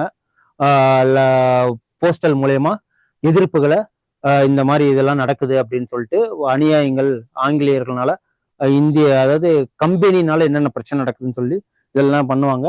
அதுதான் இதுல யாரு சென்னை வாசிகள் சங்கத்தோட ஃபர்ஸ்ட் ரொம்ப ரொம்ப முக்கியமானவங்க யாருன்னா கஜினி லட்சுமி நரசு. இவர் தான் ரொம்ப முக்கியமானவர். இதோட தலைவர் இவர் தான் தலைவர். இவர் இறந்த பிறகு இந்த சங்கம் வந்து சென்னை வாசிகள் சங்கம். இது என்ன சொல்லுவாங்கன்னா மெட்ராஸ் நேட்டிவ் அசோசியேஷன் சொல்லுவாங்க. மெட்ராஸ் நேட்டிவ் அசோசியேஷன் சொல்லுவாங்க, எம்என்இன்னு சொல்லுவாங்க. இதோட தலைவர் இவர் தான்.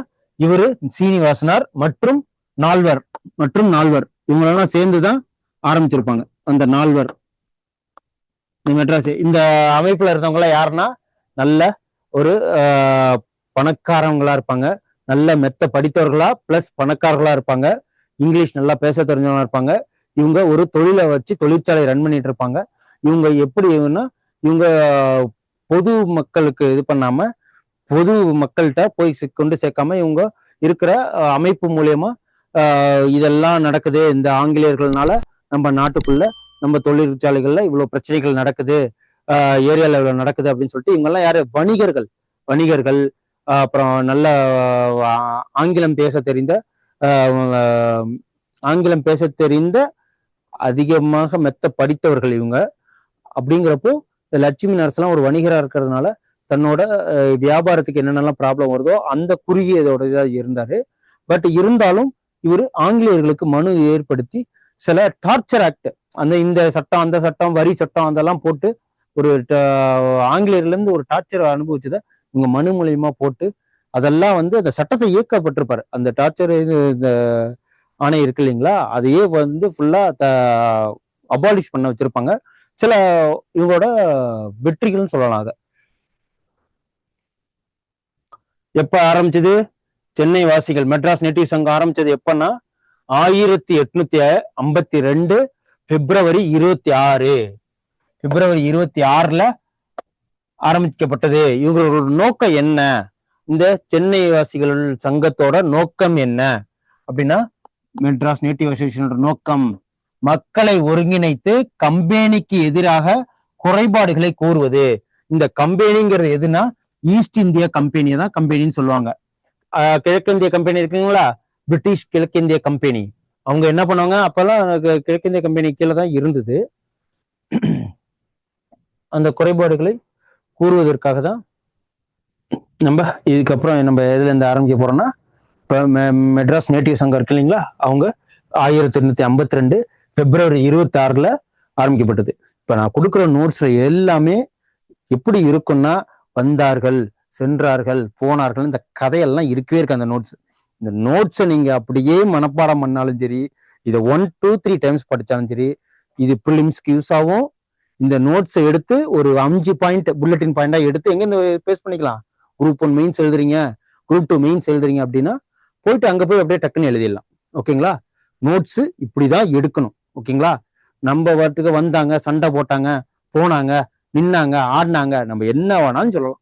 ஓகேங்களா? அதெல்லாம் ஜஸ்ட் ஒரு கற்பனை கதையாக இருக்கலாம், ஒரு சுவாரஸ்யத்துக்காக, ஞாபகம் வச்சுக்கிறதுக்காக இருக்குமே தவிர, இது நம்ம எக்ஸாம் பாயிண்ட் ஆஃப் வியூல நமக்கு எப்படி இருக்கு, 250 வேர்டு 150 வேர்டுன்னு சொல்லிட்டு ஒரு வேர்டை நம்ம கொடுத்துட்டாங்க. இந்த வேர்டுக்குள்ள எழுதணும்னா இப்படிதான் இருக்கணும். இது you can use it this notes, it will be ready to implement in your mains. ஓகேங்களா? மெயின் ஷீட்ல நீங்க இதை யூஸ் பண்ணிக்கலாம். ரா ஃபேக்ட்ஸா இருக்கும். இவ்வளவுதான். இந்த மாதிரி தான் நோட்ஸ் எடுக்கணுமே. நீங்க இது ஃபுல்லாவே 10th புக்கு 8th புக்கு எல்லாத்தையும் கம்பைல் பண்ணி எடுத்து கொடுத்தாச்சு. இதை நீங்க இதை எடுத்து ஜஸ்ட் கோத்ரூ பண்ணாலே போதும். வித் இயரு, அந்த பத்திரிகை ஆரம்பிச்சவங்க பேரு, யாரெல்லாம் இதை தலைவர்களா இருந்தாங்க, என்ன சங்கம் ஆரம்பிச்சாங்க, யாரை கொன்னாங்க, யாரை போனாங்க, எங்க கூட்டமைப்பு நடந்துச்சு, அவ்வளவுதான். Just like that. அப்படிதான் இருக்கும். இப்படிதான் நோட்ஸ் இருக்கும். ஓகேங்களா? இதனால என்ன அப்படியே மொட்டையா இருக்கு, ராவா இருக்குன்னு பாக்காதீங்க. இப்படிதான் நம்ம மெயின்ஸ்ல எழுத முடியும். ஏன்னா டைம் அவ்வளவுதான் இருக்கு. ஒரு கொஸ்டின் எழுத எவ்வளவு நேரம் எடுக்கும் அப்படின்னா, வெறும் 8 நிமிஷம். 250 வேர்டு எழுதுறதுக்கு வெறும் 8 நிமிஷம் தான் நமக்கு டைம். அதுக்குள்ள நம்ம எழுதி முடிச்சிடணும். அப்படிங்கிறப்போ நம்மளால அவ்வளவுதான் எழுத முடியும். பேப்பரும் அவ்வளவுதான் கொடுத்துருக்காங்க, இடமும் அவ்வளவுதான் கொடுத்துருக்காங்க. நம்ம அவ்வளவுதான் கண்டென்ட் கொடுக்க முடியும். ஓகேங்களா? அந்த அளவுக்கு ரொம்ப கிறிஸ்பா, தெளிவா கிளியர் கட்டா இருக்கும். ஓகே. இப்போ நம்ம மெட்ராஸ் நேட்டிவ் சங்கம், அதாவது சென்னை வாசிகளோட சங்கத்தோட தோற்றம் எப்ப அப்படின்னா 1852 பிப்ரவரி 26ல ஆரம்பிச்சாங்களா. அவங்களோட நோக்கம் என்ன, எதுக்காக ஆரம்பிக்கப்பட்டது அப்படின்னு பாத்தீங்கன்னா, மக்கள்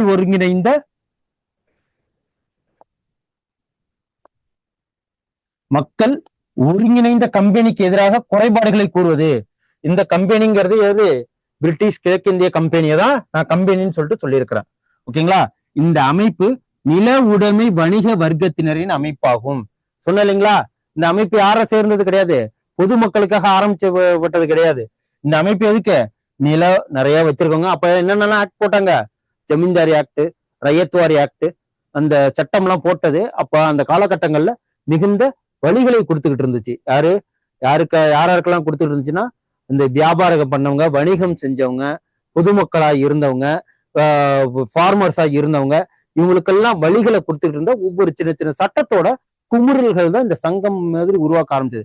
அதுல இவங்க படித்தவங்கனால இவங்க ஒரு சங்கத்தை ஆரம்பிச்சு கூட்டமைப்பு பண்ணி டிஸ்கஷன், அதாவது ஒன்றாக கலந்து ஆலோசித்து ஆங்கிலேயர்களுக்கு, அதாவது லண்டன்ல இருக்கிற அரசுகளுக்கு, இந்த கம்பெனி இவ்வளவு குறைகள் செய்யுது, எங்களுக்கு இவ்வளவு அநியாயங்கள் செய்யுது, எங்களுக்கு இப்ப ரொம்ப கஷ்டத்தை இருக்கு, எங்களால வியாபாரம் பண்ண முடியல, வாழ்வாதாரம் பாதிக்கப்படுது அப்படின்னு சொல்லிட்டு தன்னோட குமுறல்களை யாருக்கு எடுத்து சென்றார்கள் அப்படின்னு பாத்தீங்கன்னா, லண்டன்ல இருக்கிற அரசாங்கத்துக்கு, அங்க எலெக்ஷன்லாம் வச்சு அரசாங்கம் நடந்ததுக்கு அந்த அரசாங்கத்துக்கு தெரிவிச்சாங்க. ஓகேங்களா?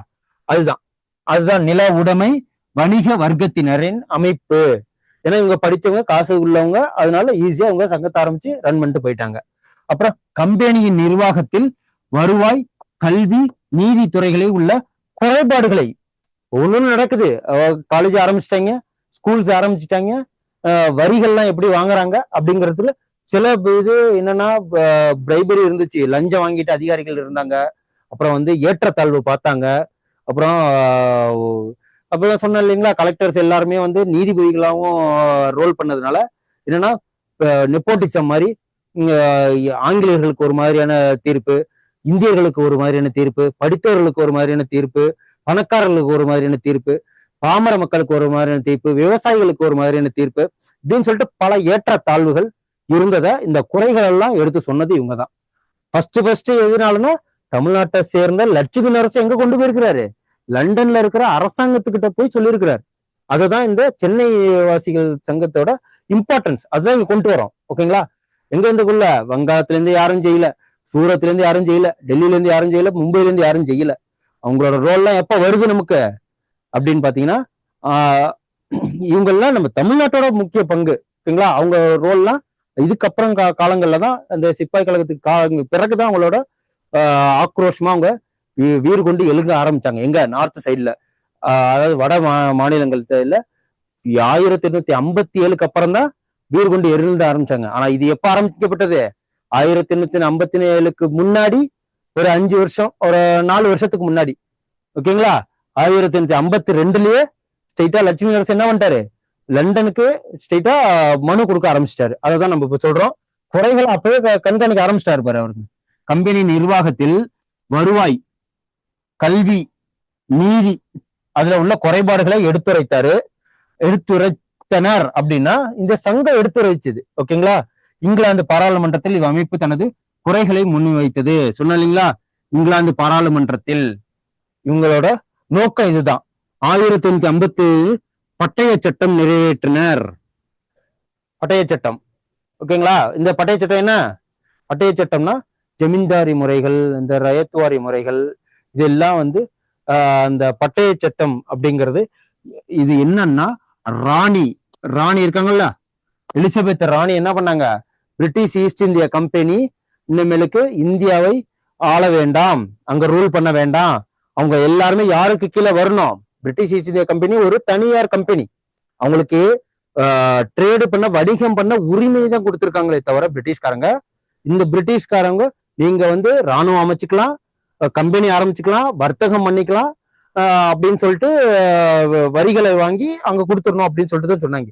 இப்ப என்ன பண்ணிட்டாங்கன்னா, பட்டய சட்டங்கிறது எலிசபெத் ராணி வந்து நாங்களே நம்மளுக்கு இந்தியர்களை நாங்க ஆட்சி செய்யறோம், அதாவது பிரிட்டிஷ் அரசாங்கத்துக்கின் கீழ் நேரடி ஆட்சிக்கின் கீழ் எது வருது, இந்தியா வரணுங்கிறத இந்த பட்டய சட்டம் சொல்லுது. இந்த பட்டய சட்டம் எப்ப இது பண்றாங்கன்னா 1853. இதுல யாரு பவருக்கு போகுது, பவர் போகுதுன்னா பிரிட்டிஷ் ஆங்கில கிழக்கிந்திய கம்பெனிக்கு பவர் போகுது. ஓகேங்களா? பவர் போகுது. அந்த கம்பெனியோட அதிகாரிகள்லாம் என்ன ஆனாங்களா, இப்போ முன்னாடி வைஸ்ராய்ஸா இருந்திருப்பாங்க, இதுக்கப்புறம் என்னவா மாறுவாங்க, கவர்னர்ஸா மாறுவாங்க. முன்னாடி கம்பெனிக்கு கீழே ஒர்க் பண்ணவங்க எல்லாமே இப்ப அரசாங்கத்தின் கீழ் பிரதிநிதிகளாக வேலை செய்வார்கள். இங்கேயும் எலெக்ஷன் நடக்கும், இங்கேயும் அதுக்கப்புறம் தான் நீங்க படிச்சு பாத்தீங்கன்னா இந்த கவுன்சில் ஆக்ட், அப்புறம் வந்து Rowlatt act, government of India act, அப்புறம் இந்த மாதிரி சின்ன சின்ன ஆக்ட் எல்லாம் போடுறதெல்லாம் எங்கன்னா இந்த அந்த பாராளுமன்றங்கள்ல பிரிட்டிஷ் பாராளுமன்றம் எந்த ஒரு சட்டமா இருக்கட்டும் அது எதுக்கும் பொருந்தும். இதுக்கப்புறம் இந்த பட்டை சட்டத்துக்கு அப்புறம் இந்த அங்க பாஸ் ஆகிற எந்த பில்லா இருந்தாலும் சரி, எந்த சட்டமா இருந்தாலும் சரி, அது எதுக்கும் பொருந்தும்னா இந்தியாவோட மக்களுக்கும் பொருந்தும் அப்படிங்கிறதுனாலதான் இந்த பட்டய சட்டத்தோட டெஃபினேஷன். ஓகேங்களா? இந்த பட்டய சட்டம் 1853 நிறைவேற்றினார். எங்க நிறைவேற்றினார்? இதுல லண்டன்ல நிறைவேற்றினாங்க. ஓகேங்களா? 1852 டிசம்பர் மனுவில் ரயத்வாரி ஜமீன்தாரி முறைகள் வேளாண் வர்க்கத்தினரை கடும் துன்பங்களுக்கு உள்ளாக்கியதை சுட்டி காட்டியது. இவங்கதான் இந்த சங்கம் என்ன பண்ணுவாங்கன்னா, இந்த சின்ன சின்ன இந்த ரயத்வாரி சட்டம், மகள்வாரி சட்டம், அந்த மாதிரி சட்டம்லாம் என்ன பண்ணாங்க, இந்த ரயத்வாரி சட்டம், ஜமீன்தாரி சட்டம், மகள்வாரி சட்டம்னு ஒண்ணு இருக்கு. இந்த மாதிரி சட்டங்கள்லாம் என்னென்ன நம்ம நாட்டு இந்திய மக்களை ஒவ்வொரு கேட்டகரியா, ஜமீன்தாரி சட்டம் ஜமீன்தார்களை பாதிக்கப்பட்டது. என்ன ஜமீன்தார் பாதிக்கப்பட்டதுன்னா, வாரிசு இல்ல, லேண்டை அபகரிச்சுக்கிறது, வரி அதிகமா போடுறது, இந்த மாதிரி ஜமீன்தார்களை பாதிக்கப்பட்டது. ரயத்து வாரிய எதுக்குன்னா விவசாயிகளை ரொம்ப பாதிக்கப்பட்டுச்சு. அப்புறம் வணிகர்களை பாதிக்கப்பட்டுச்சு. இந்த மகள் வாரிஸ் அந்த மாதிரி ஒவ்வொரு ஏரியாவும், இந்த ரயத் வாரி சென்னையை சேர்ந்தது, மகள் வாரிஸ் நார்த் சைடு சேர்ந்தது, ஒவ்வொரு ஏரியாவுக்கும் சில பெயர்கள் வச்சு இந்த சட்டங்கள்லாம் என்ன நமக்கு நல்லதே செய்யல, துன்பங்களை தான் கொடுத்துச்சு. அதனால இந்த சட்டங்கள்லாம் ரொம்ப கஷ்டத்தை கொடுக்குதுன்னு சொல்லி சென்னை வாசிகள் சங்கம் என்ன பண்ணுவாங்கன்னா இவங்களுக்கு லண்டனுக்கு அதாவது அங்க இருக்கிற பிரைம் மினிஸ்டருக்கு எடுத்துட்டு போனாங்க. அப்புறம் விவசாயிகளை விடுவிக்க, அதுக்கப்புறம் பண்டைய கிராம முறை மீட்டெடுக்கப்பட வேண்டும் என அமைப்பு வற்புறுத்தியது. பண்டைய கிராம முறைன்னா என்ன அப்படின்னா, வணிகர்கள் அவங்களோட கிராமங்கள்ல விவசாயிகள்லாம் அவங்களோட சொந்த விதை நெல்களை போட்டு தனக்கு தேவையான விஷயத்த பயிர் பண்ணிட்டு இருந்தாங்க இல்லைங்களா, அந்த மாதிரி வாழ்க்கை முறை மறுபடியும் வேணும் அப்படின்னு சொல்லி இவங்க கேட்டுக்கிட்டு இருந்தாங்க. அப்புறம் நீதித்துறை தாமதமாக செயல்படுதல் சிக்கல் நிறைந்த நீதித்துறை இல்லாத கலெக்டர்ஸ் எல்லாம் நீதி வழங்குறதுல ஈடுபட்ட பிறகு சில அவங்களுக்கு சாதகமா உள்ள நீதிகளை உடனே வழங்குறது, அதுக்கப்புறம் அவங்க இந்தியர்கள்னா அவங்களுக்கு ஒரு மாதிரியான நீதி வழங்குறது, அந்த மாதிரி குறைகள்கிட்ட இவர் சென்னை வாசிகள் சங்கம் முறையிட்டு மனு கொடுத்துட்டு இருந்தாங்க. அப்புறம் சென்னை வாசிகள் சங்கத்தின் மனு 1853 இங்கிலாந்து பாராளுமன்றத்தில் விவாதிக்கப்பட்டது. முதல்ல ஃபர்ஸ்ட் டைம் பாத்துங்க, ஒரு இந்திய சங்கத்தினால ஒரு மனு அனுப்பப்பட்டு இங்கிலாந்து பாராளுமன்றத்துல இதை பத்தி இப்ப விவாதிக்கிறாங்க இல்லைங்களா, சில நதி நீரை இணைக்கணும், சில பில்லு இருக்கு, அப்புறம் உமன் எஜுகேஷனுக்காக உமன் பாதுகாப்புக்காக சில பில்லு எல்லாம் சட்டமன்றத்துல நாடாளுமன்றத்துல எல்லாம் விவாதிக்கிறாங்க இல்லைங்களா, எம்எல்ஏஸ் எம்பிஸ் எல்லாம். அந்த மாதிரி ஒரு இந்திய சங்கத்தோட ஒரு இந்தியர்களோட மனுவை ஃபர்ஸ்ட் டிஸ்கஷன் பண்ணதே ஆங்கிலேயர்கள் மத்தியில் டிஸ்கஷன் பண்ணது. அங்க ஒரு ஆங்கிலேயர் கூட கிடையாது. இங்க இங்கிலாந்து பாராளுமன்றத்துல ஒரு ஆங்கிலேயரும் கிடையாது.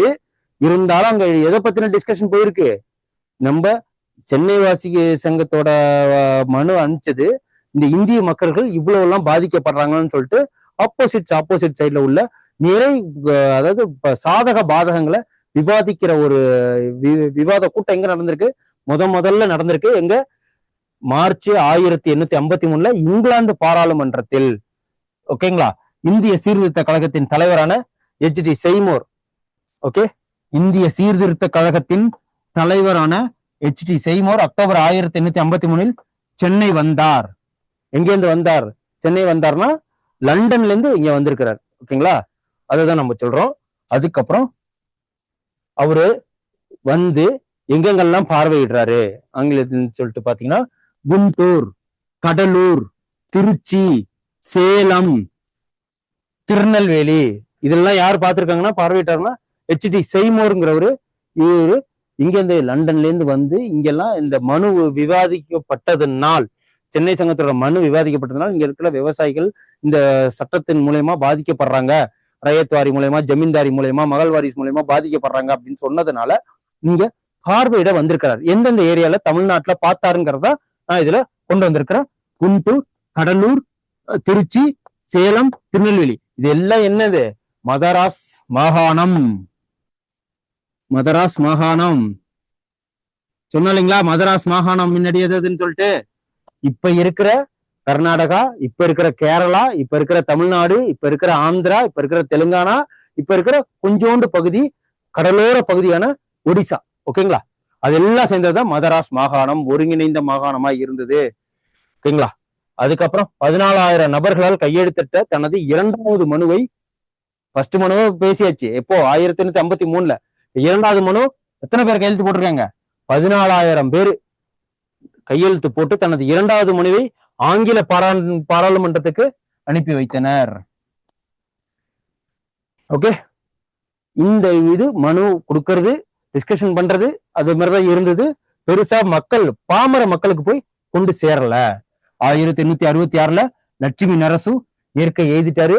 இயற்கை எழுதின பிறகு என்ன நினைச்சு, இந்த சென்னை சங்கம் தன்னோட வலுவை, தன்னோட செயல்பாட நிறுத்த தொடர்ந்து. எந்த ஒரு கூட்டத்துக்குமே தலைவன் இல்லை என்றால் அந்த கூட்டம் நாசமாக போய்விடும். அந்த மாதிரி கணக்கு தான் ஆயிப்போச்சு. ஓகேங்களா, வழிநடத்த ஒரு ஆள் வேணும் எதுக்குமே சரி. அந்த ஒரு மென்டார்ஷிப் லீடர், எதையுமே முன்னெடுத்து சென்ற அந்த லீடரா யார் இருந்திருக்கிறாருன்னா லட்சுமி நரசு இருந்திருக்கிறாரு. அவர் இறந்த பிறகு இதோட இது என்னாச்சு, செயலிழந்து போயிட்டா.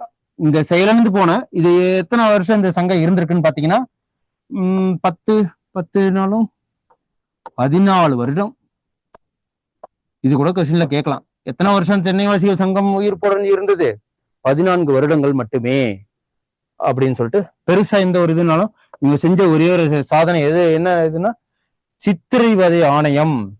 இதை நிறுவப்பட்டதான். இங்க ஒவ்வொரு சித்திரவதைகள் அனுபவப்பட்டதை அதை மனுக்கள் மூலயமா இந்த மாதிரி சித்திரவதையெல்லாம் நடக்குது அப்படின்னு சொல்லிட்டு ஒரு குழுவை ஆரம்பிச்சு இங்க பாதுகாக்கிறதுக்காக ஒரு குழு நியமனம் பண்ணதுதான் இவங்களோட ஒரு சாதனை. அதுக்கப்புறம் அந்த 1887 அமைப்பு இல்லாமலே போயிட்டு வேனிஸ்ட். அதுக்கப்புறம் இவர் லட்சுமி அரசு இயற்கை எழுதினார். அதுக்கப்புறம் அதோட செயல்பாடுகள் கொஞ்சம் கொஞ்சமா குறைய ஆரம்பிச்சுட்டு கொஞ்சம் கொஞ்சமா ஒவ்வொரு தலைவர்களா இறக்க ஆரம்பிச்சாங்க. ஒவ்வொரு அப்புறம் சலிப்பு அடைஞ்சு போயிருக்கோம். அதுக்கப்புறம் அதோட கொண்டுட்டு போறது தெரியாம ஒரு மாதிரியா டெட்லி கண்டிஷன்லவே இருக்கும். அதை முழுமையா எப்ப அழிஞ்சுது அப்படின்னு பாத்தீங்கன்னா 1881 ஒழியமாகவே இந்த சங்கம் ஒளிந்து விட்டது. ஓகே, இந்த சங்கத்தோட குறைபாடுகள் என்னென்ன? இப்ப நோக்கத்தை தான் பார்த்தோம். ஓகே, இப்ப குறைபாடு என்னென்ன அப்படின்னு சொல்லிட்டு பார்க்கப்போ செல்வந்தர்களின் குறிப்பாக சென்னை மாகாணத்தில் மட்டும் நடந்தது. இந்த சென்னை வாசிகள் சங்கம் எங்க மட்டும் நடந்துச்சுன்னா சென்னையில மட்டும் தான் நடந்துச்சு. சென்னையிலனா எங்க அப்படின்னா இந்த ஜார்ஜ் டவுனை சுத்தி இப்ப இருக்கிற சென்னை இருக்கு இல்லைங்களா, அங்க மட்டும்தான் நடந்திருக்கு. இது ஆந்திரா சைடும் போல, ஒடிசா சைடும் போல, இங்க திருச்சி சைடும் போல, இங்க தெற்கு மாவட்டங்கள் நோக்கியும் வரல.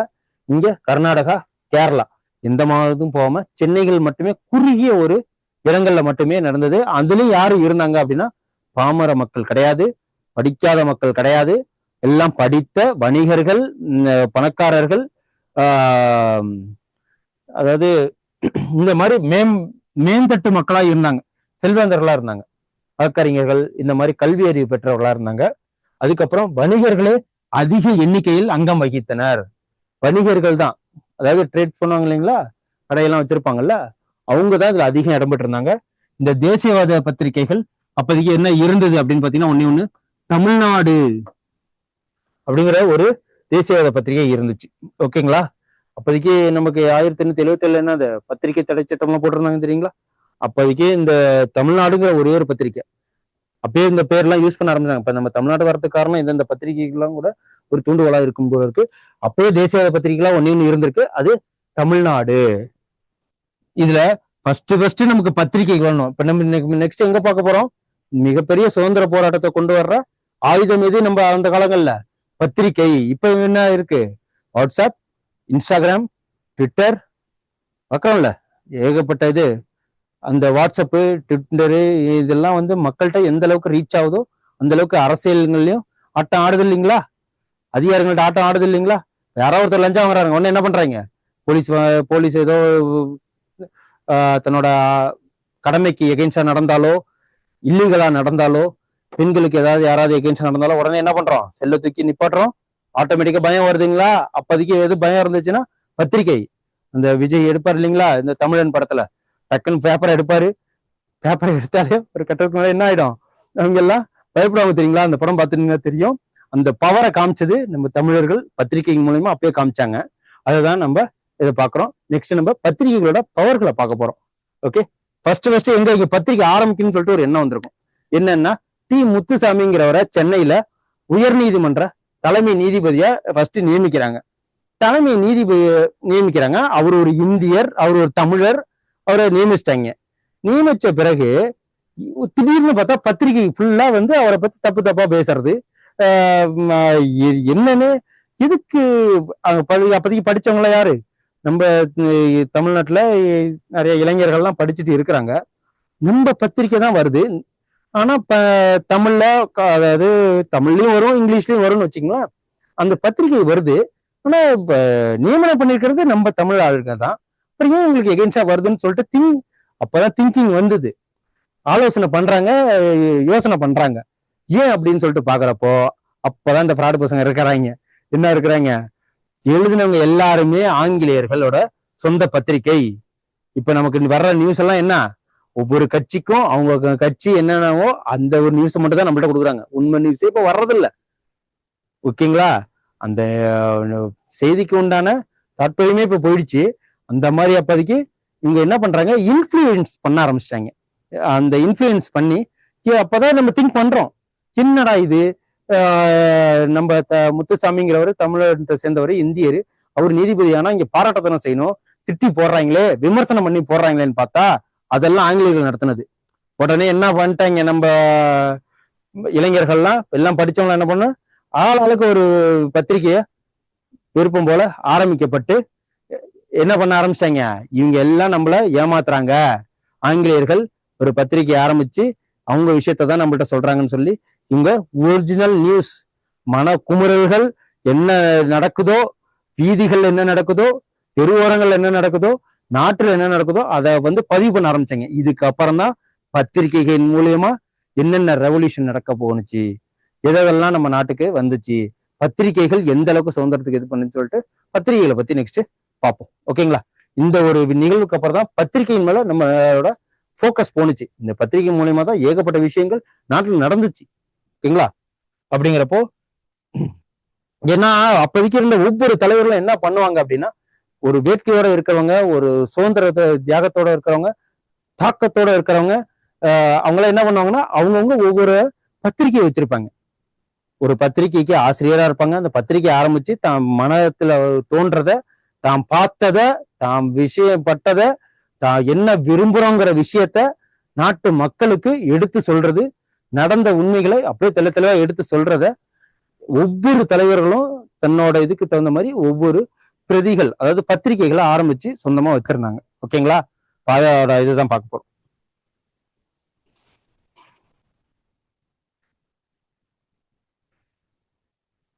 இந்த பாருங்க, கல்வி கற்ற இளைஞர்கள், என்னது கல்வி கற்ற இளைஞர்கள் அதை கவனித்து இந்தியரின் எண்ணங்களை வெளிப்படுத்தினர் சொல்லுங்களா. இந்தியர்கள் எதுக்காக அதை பார்த்த பிறகு இந்தியர்கள் என்ன எண்ணம் தோணிடுச்சு, இவங்க எல்லாம் நம்மள்ட்ட பிரார்த்தனம் பண்றாங்க, இவங்க விஷயத்தான் நம்மள்ட்ட சொல்றாங்க, உண்மையிலேயே இதை நம்மளுக்கு பத்திரிகை ஆரம்பிக்குன்னு சொல்லி அப்பதான் அதுக்கப்புறம் 1920 பத்திரிகை தடை சட்டம் எல்லாம் வந்துச்சு. அதுக்கப்புறம் 1904 பத்திரிகை சட்டம் எல்லாம் பண்ணாங்க. செய்தி பத்திரிகை தேவைன்ற உணர்வு எப்ப ஏற்பட்டுச்சு, இந்த டி முத்துசாமிங்கிறவருக்கு அப்புறம் விமர்சனம் பண்ணி எழுதுனதுனால இந்திய தமிழ்நாட்டில் உள்ள இளைஞர்களுக்கு பத்திரிகை ஆரம்பிக்கணுங்கிற ஒரு எண்ணம் வந்துச்சு.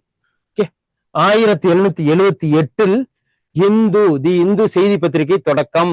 இப்ப படிச்சுட்டு இருக்கோம் இல்லைங்களா, தி ஹிந்து பேப்பர். ஐஏஎஸ் ஐபிஎஸ் படிக்கிறவங்க டெய்லி இந்து படிக்கணும்பாங்கல்ல, அந்த மாதிரி இந்த இந்து பத்திரிகை ஆரம்பிக்கப்பட்டது எப்போ, 1878 ஆரம்பிக்கப்பட்டது. யாரால் ஆரம்பிக்கப்பட்டது அப்படின்னா, ஜி சுப்பிரமணியம், எம் வீர ராகவாச்சாரி மற்றும் நண்பர்கள் 4 இவங்க எல்லாம் சேர்ந்து ஒன்னா ஆரம்பிக்கப்பட்டதுதான் இது இது இந்து தினசரி நாளிதழ்.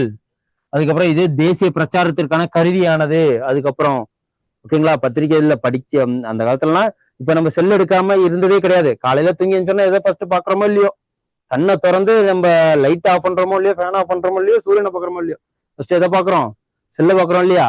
முன்னாடி உள்ளவங்க எல்லாம் எப்படி இருந்தாங்க தெரியுங்களா, அப்பெல்லாம் இப்போ ஒரு 20 வருஷம் கழிச்சு முன்னாடி எல்லாம் பாத்தீங்கன்னா, இந்த கவர்மெண்ட் வேலையில பாக்குறவங்க பெண்கள் இவங்கெல்லாம் என்ன பண்ணுவாங்க, வார இதழ், மாத இதழ், தினசரி இத படிக்காம அவங்களால இருக்கவே முடியாது. அந்த ஒவ்வொரு சின்ன சின்ன கதைகள்லாம் ஏகப்பட்ட கதைகள் இருக்கு, நிறைய புக்ஸ் இருந்தது. இந்த குங்குமம், கல்கண்டு, அப்புறம் தேசாபிமானி அப்படிங்கிற ஒரு சின்ன சின்ன முன்னெல்லாம் சுதந்திர போறதை இது பண்ணாங்க. அதுக்கப்புறம் கிசு படிக்கிறதுக்காக, அதுக்கப்புறம் சினிமா நியூஸ் படிக்கிறதுக்காக, அதுக்கப்புறம் கற்பனை கதைகளை படிக்கிறதுக்காக, அதுக்கப்புறம் ஃபிக்ஷன் கதை. இப்போ புக்கு படிக்கிறங்கிற ஒரு விஷயமே போய் எல்லார் கையிலும் செல்ல தான் பாக்குறாங்களே தவிர, படிக்க படிக்க அப்போதைக்கு என்ன இருந்துச்சு, இந்த பத்திரிகைகளுக்கு அவ்வளவு வேல்யூ இருக்கு, அவ்வளவு உயிரோட இருந்துச்சு, நம்பினாங்க. அதுக்கு ஒரு உயிர் இருக்கு, அதுக்கு ஒரு உணர்வு இருக்குங்கிற மாதிரி நம்பினாங்க பத்திரிகைகள் எழுதினவர்களும் அப்படிதான் இருந்தாங்க. அந்த காலகட்டங்கள்லாம் 1980 90 90s கிட்ஸ்களுக்கெல்லாம் தெரியும். பேப்பர்ஸ் எப்படி, டீ கடைக்கு போனா பேப்பர் படிக்க போவோம், முடிவெட்ட போனா பேப்பர் படிக்க, வார இதழ் படிச்சிருப்பீங்கன்னு நினைக்கிறேன், மாத இதழ் படிச்சிருப்பீங்கன்னு நினைக்கிறேன், இந்த ரிப்போர்ட்டர், இந்த விகடன், அந்த மாதிரி சில விஷயங்களாலாம் படிக்க படிக்க அவ்வளவு விஷயம் இருக்கும். அதுல இந்த கவிதைகளா இருக்கட்டும், சின்ன பிள்ளைங்களா இருக்கட்டும், அதான் அந்த கல்ச்சரே இப்ப மறைஞ்சிட்டு போயிட்டு ரொம்ப வருத்தமா தான் இருக்கு. அதுக்கப்புறம் இந்த இந்துவை ஆரம்பிச்சது ஜி சுப்பிரமணியம், எம் வீர ராகவாச்சாரி மற்றும் நண்பர்கள் 4 ஆரம்பிச்சாங்களா. அப்ப அந்த காலகட்டங்கள்ல தமிழ்நாட்டுல என்னென்ன பத்திரிக்கை, இந்த தமிழ்நாட்டின் மூலியமா சுதந்திர போராட்டத்தை மக்களுக்கு ஊட்டுவதற்காக என்னென்ன பத்திரிகை இருந்ததை பாக்குறோம். சுதேசமித்திரன் இந்த பத்திரிகை இருந்துச்சு, Indian Patriot, South Indian Mail, Madras Standard, Deshabhimani, Deshabhimani, spelling mistake, Vijaya, Suryodayam, India மற்றும் பல. ஓகேங்களா, நமக்கு தெரியாம இருக்கும், நம்ம இதோட முடிச்சிட வேணாம். மற்றும் பல எக்ஸெட்ரா சொல்லுவாங்களா, அதே மாதிரிதான். ஓகே, மற்றும் பல இதெல்லாம் ரொம்ப இம்பார்ட்டன்ஸ், அதனால இதை நான் சொல்றேன். இதெல்லாம் நோட் பண்ணி வச்சுக்கோங்க, உங்களுக்கு மெயின்ஸ் எக்ஸாம் எழுதும் போது இதெல்லாம் யூஸ் ஆகும். இதுல 8 படிச்சீங்கன்னா அட்லீஸ்ட் ஒரு 3வது ஞாபகம் இருக்கு இல்லைங்களா, அதனாலதான் சொல்றேன். சென்னை மகாஜன சபை அந்த பத்திரிகைகளை இந்த பத்திரிகை தான் அப்போதைக்கு இருந்துச்சு. அதுல ஃபேமஸ் ஆனதுன்னா தி இந்து. அதுக்கப்புறம் என்னன்னு சொல்லிட்டு ஒவ்வொரு தலைவர்களும் பத்திரிகை வச்சிருந்தாங்க. இப்போ வஉசி என்ன வச்சிருந்தாரு, பாரதியார் என்ன எந்த பத்திரிகை வச்சிருந்தாரு, சுப்பிரமணிய சிவா என்ன பத்திரிகை வச்சிருந்தாரு, அதுக்கப்புறம் அன்னி பெசன்ட் அம்மையார் என்ன வச்சிருந்தாங்க, அதுக்கப்புறம் திலகர் என்ன பத்திரிகை வச்சிருந்தாரு, காந்தி என்ன பத்திரிகை வச்சிருந்தாரு, இவரு பெரியார் என்ன வச்சிருந்தாரு, அப்புறம் இப்போ இங்க திராவிட கட்சிகள் திமுக முரசொலி வச்சிருக்கிற மாதிரி, எம்ஜிஆர் அப்படின்னு சொல்லிட்டு அதிமுக வச்சிருக்கிற மாதிரி இப்போ ஒவ்வொரு அரசியல்வாதிகளும் என்ன பண்ணிட்டு இருக்கிறாங்கன்னா சொந்த சேனல் ஆரம்பிச்சிட்டாங்க, சொந்த டிஜிட்டல் சோசியல் மீடியா ஆரம்பிச்சிட்டாங்க அப்படின்னு சொல்லிட்டு இப்போ ஐடிவிங்கே இருக்கு. அப்ப பாத்துங்க, காலத்துக்கு தகுந்த மாதிரி மாறிக்கணும். முன்னாடி பத்திரிகை தான் வச்சிருப்பாங்க, அதுக்கப்புறம் சேனல்ஸ். ஓகேங்களா, அவங்களுக்குன்னு சொந்த பத்திரிகை வச்சிருந்தாங்க அரசியல் கட்சிகள். எப்படி அந்த மாற்றத்தை பாருங்க. அந்த சுதந்திரத்துக்காக பத்திரிகைகள் எவ்வளவு யூஸ் ஆனிச்சு. இப்போ சுதந்திரம் நம்ம பெற்றுட்டோம், இப்ப என்ன தேவைப்படுது, அரசியல் நோக்கத்துல ஒவ்வொரு அரசியல்வாதியும் என்ன பண்றாங்க, சேனல்ஸ் யூஸ் பண்ற ஓபன் பண்ணிக்கிறாங்க. அதுக்கப்புறம் அவங்க நியூஸை மட்டுமே பிரதிபலித்து போடுறாங்க. அதுக்கப்புறம்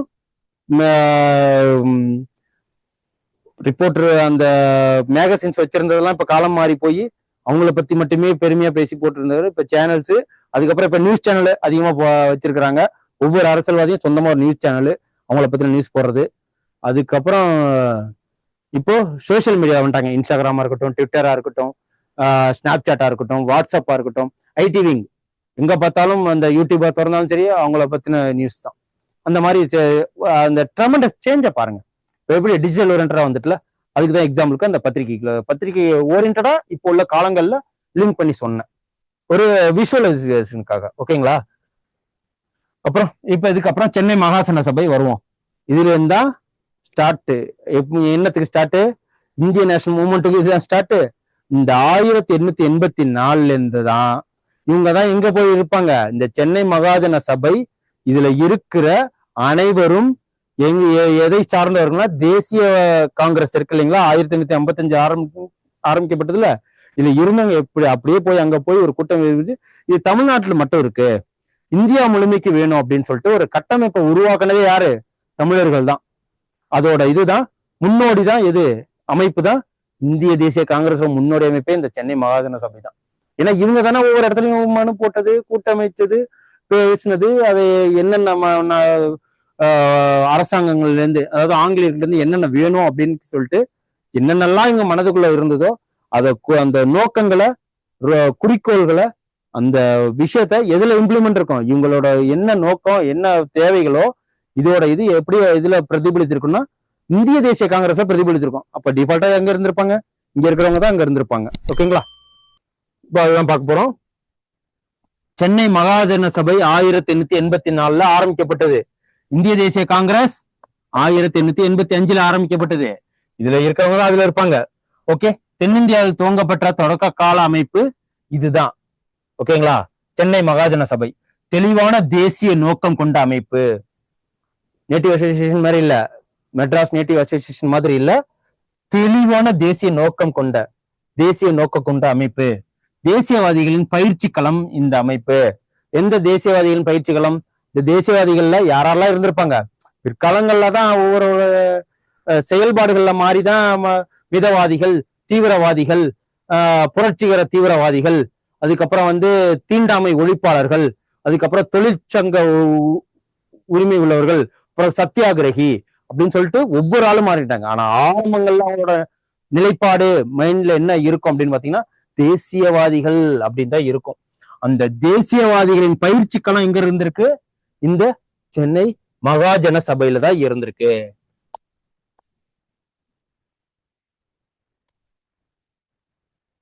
ஓகே, சென்னை மகாஜன சபையில இருந்திருக்கு.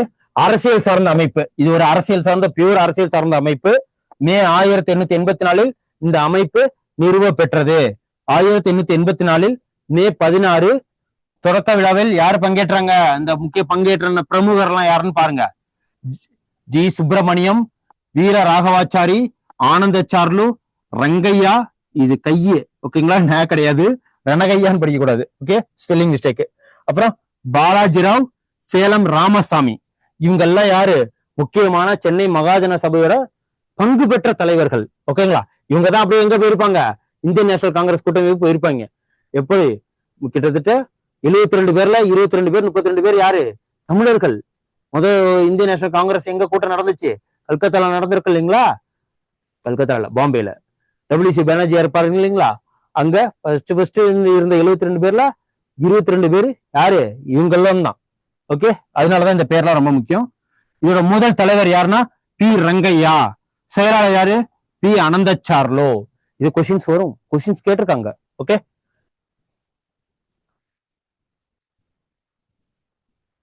அதுக்கப்புறம் எங்க இந்திய தேசிய காங்கிரஸோடு இணைந்தனர். நீங்க வேணா பார்க்கலாம், நிறைய கூட்டங்கள்ல இவங்க தான் செய்யணுமா. அதுக்கப்புறம் இந்திய தேசிய காங்கிரஸோடு சென்னை மகாஜன சபை இணைந்தது. யாரு இணைந்தாருன்னா சென்னை மகாஜன சபை. சென்னை மகாஜன சபை. இந்த மாதிரி ஒரு ஷார்ட் வச்சுக்கிட்டு நீங்க நிமோனிக்ஸ் வச்சு அதை மனப்பாடம் பண்ணிக்கணும். ஓகேங்களா, சென்னை மகாஜன சபை இவங்களோட நோக்கம் என்ன அப்படின்னு பாத்தீங்கன்னா, சென்னை மகாஜன சபையோட நோக்கம் பொது பிரச்சனைகளை அரங்கத்திற்கு தெளிவுபடுத்துவது. முன்னாடி ஒரு ஓவர் இந்திய நேஷனல் காங்கிரஸ் சொன்னோம் இல்லைங்களா? அதுல சொன்னது அப்படியே இதுல இருக்கும் பாருங்க. சென்னை மகாஜன அதுல சொன்னது அப்படியே இதுல இருக்கும். ஏன்னா அதுல இருக்கிறவங்க இந்தியன் நேஷனல் காங்கிரஸ் ஆரம்பிச்சா அதுல இருக்க ஆரம்பிக்கப்பட்டது வேணா ஆலன் ஆக்டோவன் ஹியூமா இருக்கலாம், அதோட தலைவர் வேணா டபிள்யூசி பானர்ஜியா இருக்கலாம். பட் அதுல இருக்கிற ஒவ்வொரு ரோலும் யாரு அதிக ரோல் பண்ணாங்கன்னா தமிழ்நாட்டை சேர்ந்த தலைவர்கள். அதனாலதான் அவங்களோட ரோல் ரொம்ப நம்ம நாட்டுக்கு சுதந்திரத்துக்கு எந்த அளவுக்கு இம்பார்ட்டன்ங்கிறத நம்ம சிலபஸ்லயே வச்சிருக்காங்க. So you have to read and crispy. Okay, பொது பிரச்சனைகளை அரசாங்கத்திற்கு தெரியப்படுத்தினது. ஐசிஎஸ் தேர்வு இந்தியாவில் நடத்துவது. லண்டன்ல நடத்துறீங்க என்ன? குடிமைப்பணி தேர்வு. இப்ப ஐஏஎஸ், ஐபிஎஸ், ஐஎஃப்எஸ் எல்லாம் இருக்கு இல்லைங்களா? அந்த எக்ஸாம்ஸ அங்க நடத்துற மாதிரி அதே சேம் டேல இங்கேயும் நடத்தணும் அப்படின்னு சொல்லிட்டு, இந்தியர்களுக்காக நடத்தணும் அப்படின்னு சொல்லி அதுக்காக கோரிக்கை வச்சாங்க. அப்புறம் லண்டனில் உள்ள இந்திய கவுன்சிலை மூடுவது. இது இந்திய கவுன்சில் மூடுவது என்னது? அங்க உள்ள லண்டனுக்கு போயிட்டு வந்துட்டு இருக்க முடியாதுன்னு சொல்லிட்டு இந்தியாவுக்கு உண்டான கவுன்சிலை மூட சொல்லி இது பண்ணாங்க. அப்புறம் வரிகளை குறைப்பது. வரிகள்னா லேண்ட் வரி, விற்பனை வரி, அதுக்கப்புறம் ராணுவ செலவு வரி, அப்படி இப்படின்னு சொல்லிட்டு ஏகப்பட்ட வரி போட்டிருந்தாங்க. வரிகளை குறைக்கிறது, அப்புறம் ராணுவ நிர்வாக செலவை குறைப்பது அப்படின்னு சொல்லி இப்படி பலதரப்பட்ட கோரிக்கைகளை முன்வைச்சுதான் இந்த சென்னை இப்ப நம்ம பாக்குறது என்ன? சென்னை மகாஜன சபை. அதுக்கப்புறம் நம்ம இந்தியன் நேஷனல் காங்கிரஸ் முன்னாடி பார்த்தோம்ல, இதேதான் பார்த்தோம். அதனால அதுல உள்ளது இதுல சொல்றேன்னு நினைக்காதீங்க, இதுதான் அது. ஓகேங்களா, அதுக்கப்புறம் சுதந்திர போராட்டத்தில் இவ் அமைப்பு பங்கேற்றது. என்ன ஒரு அதுக்கப்புறம் 1927 இந்திய தேசிய காங்கிரசிடம் இணைந்து செயல்பட்டது. தலைவர்கள் அங்க இருக்கலாம், ஆனா இது தனியாக தான் ரன் ஆயிட்டு இருந்துச்சு. அபிஷியலா எதோட ரன் ஒன்றுபட்டாங்க அப்படின்னா 1920. அப்புறம் 1930 ஏப்ரல் 22 உப்பு சத்தியாகிரக போராட்டத்தை தலைமையேற்று எங்க நடந்துச்சு? சென்னையில நடத்தினாங்க. உப்பு சத்தியாகிரகம் சென்னையில மெரினால நடந்துச்சு. சென்னையில நடத்தினது யாரு? இந்த சென்னை மகாஜன சபை தான். சென்னை மகாஜன சபை நடத்தினாங்க. ஓகே, இதெல்லாம் ஃபேக்ட்ஸ், இதெல்லாம் நல்லா இது பண்ணீங்க. அப்புறம் ஜார்ஜ் டவுன் யானைக்கோணி உயர்நீதிமன்ற கடற்கரை பகுதி.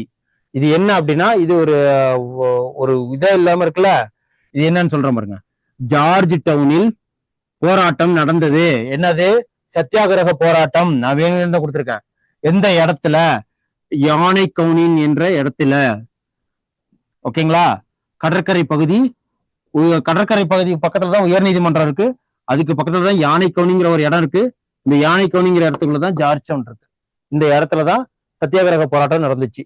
ஓகே, 3 பேர் கொண்ட குழு அமைத்தல், போராட்டத்தில் உறுப்பினர்கள் கடுமையாக தாக்கப்பட்டனர். இந்த இது உப்பு சத்தியாகிரக போராட்டம் நடந்துச்சுல்ல, அதோட இதுதான் என்னென்னு சொல்லிட்டு சொல்லியிருக்கிறார். போராட்டத்தில் உறுப்பினர்கள் கடுமையாக தாக்கப்பட்டனர்.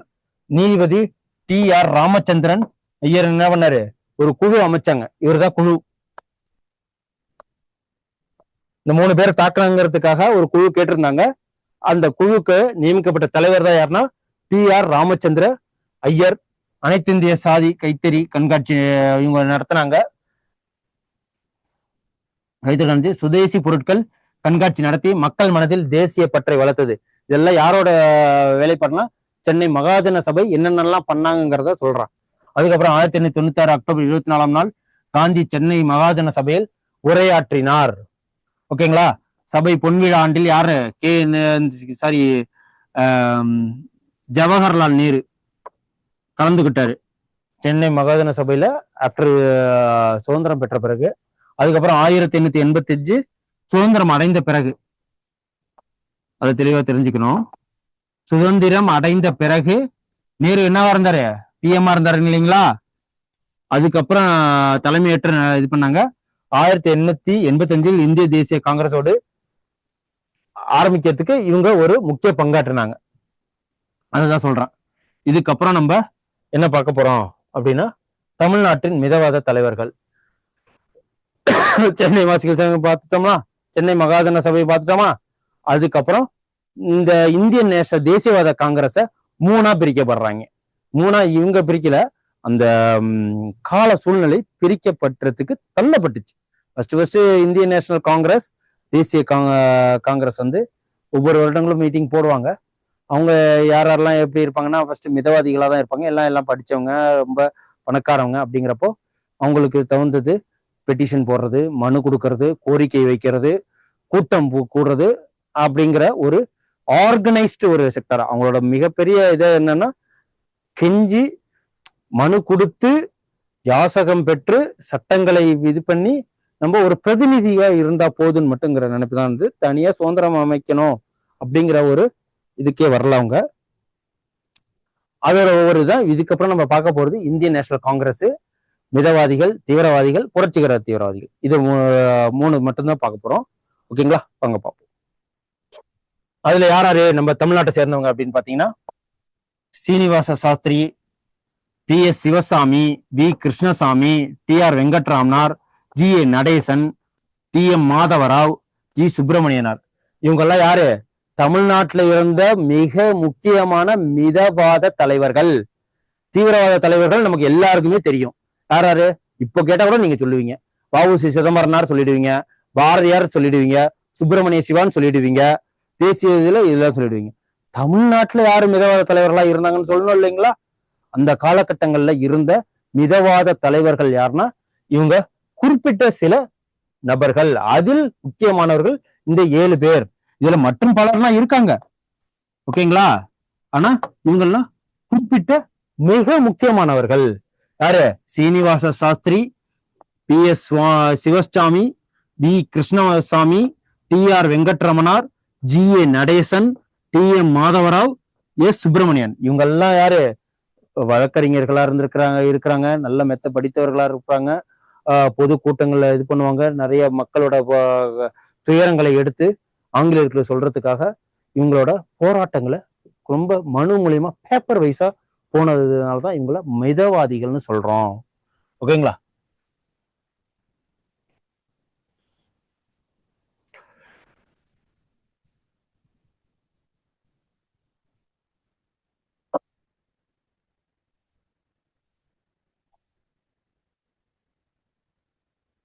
நெக்ஸ்ட் என்ன பார்க்க போறோம், 1884.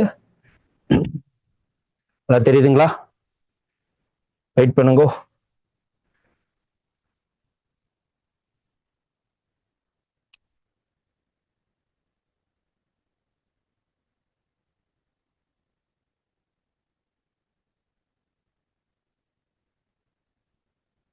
இதுக்கப்புறம் நம்ம பார்க்க போறது இந்தியன் நேஷனல் காங்கிரஸ், தேசியவாத காங்கிரஸ்ல மிதவாதிகள், தீவிரவாதிகள், புரட்சிகர தீவிரவாதிகள் இருக்கிறாங்க. அதுல தமிழ்நாட்டுல யாரெல்லாம் எந்தெந்த டைப் ஆஃப் போராடி, இதெல்லாம் தேசிய இடத்துல இருக்கு. தமிழ்நாட்டுல யாரெல்லாம் இதுல ஈடுபாடு கொண்டு எப்படியெல்லாம் நம்ம ஆங்கிலேயர்களோட போரிட்டு கஷ்டங்களை அனுபவித்து சிறை சென்று நம்ம நாட்டுக்கு எந்த அளவுக்குலாம் அவங்க பாடுபட்டிருக்காங்க சுதந்திரத்துக்காகன்னு சொல்லிட்டு நம்ம இதை டீட்டெயிலாக பார்க்குறோம். இந்த 3 பேரை தான் மட்டும் இப்போ பார்க்க போகிறோம். இப்போ 1884 டிசம்பர் 1884 டிசம்பர்ல கூட்டம் மதராஸ்ல நடந்துச்சு. எந்த கூட்டம் நடந்துச்சு? யாரெல்லாம் இருந்தாங்கன்னா சென்னை மகாஜன சபையில இருந்தவங்க, இங்க ஒரு கூட்டம் இந்திய நேஷனல் காங்கிரஸ்ல இருக்கிறவங்க தலைவர்கள்லாம் ஒரு கூட்டம். அதுல யாரெல்லாம் இருக்காங்கன்னா WC பானர்ஜி இருப்பாரு, கோபாலகிருஷ்ண கோகலே இருப்பாரு, திலகர் இருப்பாரு, அப்படிங்கிற ஒரு தேசியவாத தலைவர்களும் இருப்பாங்க. நம்ம தமிழ்நாட்டு தலைவர்களும் அதாவது சென்னை மகாஜன சபை உள்ள தலைவர்களும் இருப்பாங்க. அங்கெல்லாம் ஒரு கூட்டம் போட்டாங்க. எங்க இருக்கு? அடையாறுல ஒரு சொசைட்டி இருக்கு. என்ன? பிரம்மஞான சபை அப்படின்னு சொல்லிட்டு ஒரு தியோசபிக்கல் சொசைட்டி இருக்கு. இதுல இருந்து வந்தவங்க இப்பயும் இருக்கு அந்த தியோசபிக்கல் சொசைட்டி. இந்த சொசைட்டி, இந்த பிரம்மஞான சபையில யாராரு அவங்க எல்லாம் ஒரு கூட்டம் கூடி அடையாறுல, இங்க அடையாறு சென்னை, அடையாறு சென்னை, இதுல இருந்து யார் வந்திருப்பாங்க? ஃபேமஸ் அன்னி பெசன்ட் அம்மையார் வந்திருப்பாங்க இல்லைங்களா? இந்திய நேஷனல் காங்கிரஸ் இணைஞ்சிருந்து அவங்க தலைவராக கூட வந்திருப்பாங்க. ஓகேங்களா? தேசிய காங்கிரஸ் தலைவராக கூட வந்திருப்பாங்க. இதுல இருந்து வந்தவங்க தான் அவங்களும். இது ஒரு திங்க் டேங்க். திங்க் டேங்க்னா அறிவு சார்ந்தவங்களா இருப்பாங்க. திங்க் டேங்க்னு சொல்லுவாங்க. இந்த பிரம்மஞான சபையில இதுல யாரெல்லாம் இருக்காங்க அப்படின்னு பார்த்தா, இந்த கூட்டத்துல யாரெல்லாம் இருந்தாங்க அப்படின்னு பார்த்தா, தாதாபாய் நவ்ரோஜி. வேணா பாருங்க, இதை இருக்கிறவங்க அப்படியே தேசியவாத காங்கிரஸ்ல இருப்பாங்க. இந்த தேசியவாத காங்கிரஸ்ல மொத்தமா எல்லாரும் இருப்பாங்க. சூரத் பிளவுக்கு அப்புறம் எல்லாரும் பிரிவாங்க. மிதவாதிகளா தீவிரவாதிகளா? அந்த தீவிரவாதிகளே யார் பிரிவாங்கன்னா புரட்சிகரவாதிகளா மாறுவாங்க. அவங்கதான் வந்து ரெவல்யூஷனிஸ்ட்னு சொல்லுவாங்க. எல்லாருமே இப்போ ஒற்றுமையா தான் இருப்பாங்க. இப்போ 1885 இந்திய தேசிய காங்கிரஸ் ஆரம்பிக்கப்பட்டப்போ அந்த கூட்டம் எங்க ஃபர்ஸ்ட் நடந்துச்சுன்னா பிரம்மஞான சபை. இதுல தமிழர்களும் இருப்பாங்க, தேசிய தலைவர்களும் இருப்பாங்க. அதுல யாராரு? தாதாபாய் நவ்ரோஜி, லாலா லஜபதி ராய், ஜி சுப்பிரமணிய ஐயர், இவர் தான் இந்துவோட ஓனர் இல்லைங்களா, ஆரம்பிக்கப்பட்டது. அப்புறம் 1800 பம்பாய் காங்கிரஸ் மாநாடு நடந்துச்சு. ஓகேங்களா? இதெல்லாம் இதுல சில குறிப்பிட்ட சில தலைவர்கள் அதுல இருந்திருக்காங்க. அதுக்கப்புறம் ஆலன் ஆக்டோவன் ஹியூம்னால 1885 இந்திய தேசிய காங்கிரஸ் உருவாக்கப்பட்டுச்சு. அதுல யாரு ஃபர்ஸ்ட் இதா இருந்தாங்கன்னா WC பானர்ஜி முதல்ல தலைவரா இருந்தாரு. அந்த காங்கிரஸோட தந்தை யாருன்னு சொல்லுவோம் அப்படின்னா ஆலன் ஆக்டோவன் ஹியூம். ஏன்னா அவரு தான் ஆரம்பிச்சாரு. அவர் ஒரு ஆங்கிலேயக்காரரு, அவர் தான் ஆரம்பித்தாரு. அதனால அவரை வந்து காங்கிரஸின் தந்தைன்னு சொல்லுவோம். அவர் தான் செயலாளராகவும் இருந்தார். ஓகேங்களா? காங்கிரஸ், இந்திய நேஷனல் காங்கிரஸோட செயலாளரும் அவர் தான். செயலாளர் எத்தனை பேர் முதல்ல கலந்துக்கிட்டாங்க? மும்பையில ஒவ்வொரு டிசம்பர் மாசமும் இந்திய நேஷனல் காங்கிரஸ் கூட்டம் நடைபெறும். அந்த முதல் கூட்டம் எங்க நடந்துச்சுன்னா பம்பாய் ஃபர்ஸ்ட் கூட்டம் நடந்துச்சு. அதுல யாரு? 72 பேரு. அதுல 22 பேர் எங்க? தமிழ்நாட்டில இருந்து வந்தவங்க. இந்த 22 பேர் எங்க இருந்து வந்தவங்கன்னா சென்னை மகாஜன சபையில இருந்து வந்தவங்க தான் அந்த 22 பேரும் இருப்பாங்க. ஓகேங்களா? சென்னை மாகாணம் ஜி சுப்பிரமணியர் அழைத்து சென்றார். யார் அழைத்து சென்றார் அப்படின்னா WC பானர்ஜி அழைத்து சென்றுட்டு தீர்மானம்லாம் நிறைவேற்றினாங்க. முதல் தீர்மானம் முன்மொழிந்தார் WC பானர்ஜி. ஆக்சுவலா WC பானர்ஜி தலைவர் ஆகிறதுக்கே யார் காரணம் அப்படின்னா நம்ம தமிழ்நாட்டை சேர்ந்த ஜி சுப்பிரமணிய ஐயர் தான். இவர் யாரு? தி இந்து நாளிதழோட ஆசிரியர். ஓகேங்களா? இவர் என்ன சென்னை மாகாணத்திலிருந்து சென்ற ஜி சுப்பிரமணிய ஐயர் அவர் தான் முன்மொழிகிறாரு. இவர் மாரி WC பானர்ஜியை தலைவரா போடுங்க அப்படின்னு சொல்லிட்டு. அப்போதைக்கு தேசியவாத தலைவர்களை நியமிக்கிற அளவுக்கு நம்ம தமிழர்கள் அந்த சுதந்திர போராட்டத்துல ஆங்கிலேயர்ல எதிர்க்கிறதுல அந்த அளவுக்கு ஈடுபாடோட இருந்திருக்காங்க. இந்த ஜி சுப்பிரமணியர் தான் WC பானர்ஜியை நியமனம் பண்றதுக்கு உறுதுணையா இருந்தவர். அதுக்கப்புறம் அவர் ஜி சுப்பிரமணிய ஐயரே ஒரு சமூக சீர்திருத்த விஷயம் ஒண்ணு செஞ்சிருக்காரு. என்னன்னா அந்த காலகட்டங்கள்ல விதவை மறுமணம் அப்படிங்கிறது இந்த பிராமணர்கள்ட்ட ரொம்ப கிடையாது. அந்த விதவை மறுமணம் செய்து தன்னோட பெண்ணை விதவை மறுமணம் செஞ்சு வச்ச ஒரு புரட்சிகரமான ஒரு சமூக சீர்திருத்தத்தை செஞ்சாரு. அதை தான் நான் இங்க கொண்டு வந்திருக்கேன். சமூக சீர்திருத்தம் என்ன பண்ணிருக்காரு? இது யார் செஞ்சாருன்னா ஜி சுப்பிரமணிய ஐயர் பண்ணியிருக்கிறார். ஜி சுப்பிரமணிய ஐயர் அவர் பண்ணிருக்காரு. விதவை மகள் திருமணம் பண்ணி வச்சிருக்கிறாங்க. அதுக்கப்புறம் 2வது மாநாடு இரண்டாவது மாநாடு எங்க நடந்துச்சுன்னா, இரண்டாவது இந்தியன் நேஷனல் காங்கிரஸ் மாநாடு எங்க நடந்துச்சுன்னா கல்கத்தால நடந்தது. ஓகேங்களா, கல்கத்தால நடந்துச்சு. தலைவர் யாருன்னா தாதாபாய் நவ்ரோஜி. அதுல 47 பேர் சென்னை உறுப்பினர். ஃபர்ஸ்ட் யாரு 22, அதுக்கப்புறம் ஃபர்ஸ்ட் 22, அதுக்கப்புறம் 47. இந்த மாதிரி கணிசமா ஒவ்வொரு மாநாடுகள்லயும் கூட்டம் அதிகமா போயிட்டே இருந்துச்சு. இந்த 1887ல மூன்றாவது சென்னை மாகாணத்துல நடக்குது. ஓகேங்களா, சென்னை மாகாணத்துல அப்போதைக்கு தலைவரா இருந்தார் யாரு, பத்ருதீன் தியாப்ஜி. அவரு 1000 விளக்கு பகுதியில மக்கீஸ் தோட்டம், முன்னாடி மக்கீஸ் தோட்டம் ஒண்ணு பார்த்தோம் இல்லைங்களா, கடற்கரை ஓரமா இந்த உப்பு சத்தியாகிரகம் நடந்துச்சுன்னு சொல்லிட்டு, அதே மாதிரிதான் இந்த மக்கீஸ் தோட்டம்ங்கிற இடத்துல நடந்துச்சு. அப்ப எத்தனை பேர் கலந்துக்கிட்டாங்க, மொத்தம் 600 பேரு அந்த கூட்டத்துல கலந்துகிட்டதுல 320 பேர் 50% தமிழர்கள் தான். 50% தமிழர்கள். இந்த இயர்லாம் என்ன அப்படின்னு சொல்லிட்டு நீங்க பாத்தீங்கன்னா, இல்ல நோட்டீஸ் பண்ணி வச்சுக்கோங்க. இந்த 1887 தமிழ்நாட்டில் நடந்த இந்தியன் நேஷனல் காங்கிரஸ் கூட்டம். தமிழ்நாட்டில் நடந்த இந்தியன் நேஷனல் காங்கிரஸ், தேசிய காங்கிரஸோட கூட்டம் இந்த இயர் தான். இதெல்லாம் ரொம்ப முக்கியம். ஓகேங்களா, இவ்வளவுதான் நடந்திருக்கு. 1887 சென்னை மாகாணத்துல நடந்துச்சு. அப்புறம் 1898, ஓகேங்களா, இதுலதான் என்ன காந்தி வந்து ஸ்பீச் கொடுத்திருப்பாரு, சென்னை மாகாண சபையில கூட்டம் கொடுத்திருப்பாரு, ஸ்பீச் கொடுத்தாருன்னு சொன்னா இல்லைங்களா அது. அதுக்கப்புறம் 1908 சூரத் பிளவுலாம் நடந்த பிறகு தீவிரவாதிகள் அந்த இயக்கம்லாம் நடந்துச்சுல்ல. அப்புறம் இது 1908, அதுக்கப்புறம் 1927, அதுக்கப்புறம் 1894, 1903, 1914, மொத்தம் 7 வருடங்கள் எங்க நடந்திருக்கு, நம்ம தமிழ்நாட்டுல நடந்த இந்திய தேசிய காங்கிரஸோட கூட்டம். ஓகேங்களா, இதை குரோனாலஜிக்கலா எழுதி ஏன் மாத்தி மாத்தி போட்டிருக்குன்னா, பிரெயினுக்கு வேலை கொடுக்கணுங்கிறதுக்காக மாத்தி மாத்தி வேணும்னு தான் கொடுத்துருக்கேன். ஓகேங்களா, வருஷலா கொடுக்க முடியும், வருஷலா இருந்தா நம்ம மூளை என்ன பண்ணும், ஞாபகம் வச்சுக்காது, அப்படியே மாத்தி மாத்தி கொடுக்கணும். 1887, 1898, இதுதான் இப்ப குரோனாலஜிக்கல் ஆர்டர் படி போக்கணும்னா என்ன, ஃபர்ஸ்ட் இது வரணும், அப்புறம் செகண்ட் இது வரணும், அப்புறம் தேர்ட் இது வரணும், அப்புறம் ஃபோர்த்து, இப்படி இதே மாதிரி நீங்க குரோனாலஜிக்கல் ஆர்டரா போடும்போது மைண்ட்ல போய் உட்காரும். அதனாலதான் இப்படி வேணும் தான் மாத்தி கொடுத்தேன். அப்புறம் சென்னையில் காங்கிரஸ் மாநாடுகள் இதெல்லாம் நடந்தது. 1894 ஆல்பர்ட் வெப்புங்கிறவரு எங்க வந்தாரு, இங்க வந்திருக்கிறாரு. யாரு வரவேற்பு கொடுத்தது, சென்னை மகாஜன சபை வரவேற்பு கொடுத்துச்சு. என்ன பண்ணாங்க, அவர் அந்த வரவேற்பை ஏத்துக்கல. ஓகேங்களா, புறக்கணிச்சிட்டாரு, அசிங்கப்படுத்திட்டாரு. அப்புறம் 1808 ஆனந்த மோகன் போஸ் வந்திருந்தாரு. அவர் தான் வந்து ஸ்பீச் கொடுத்து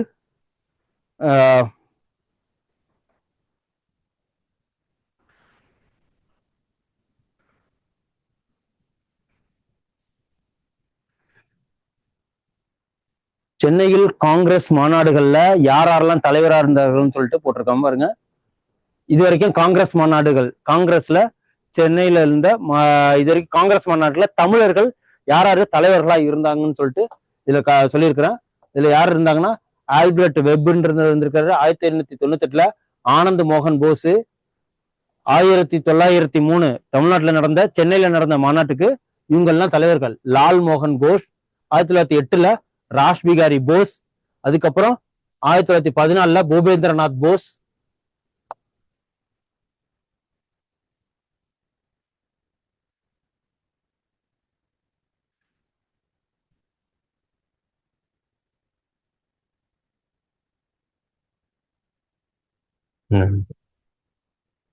பூபேந்திரநாத் போஸ், அதுக்கப்புறம் 1927 எம்ஏ அன்சாரி, 1955 ஆவடி காங்கிரஸ் செஷன் நடந்துச்சு. ஓகேங்களா,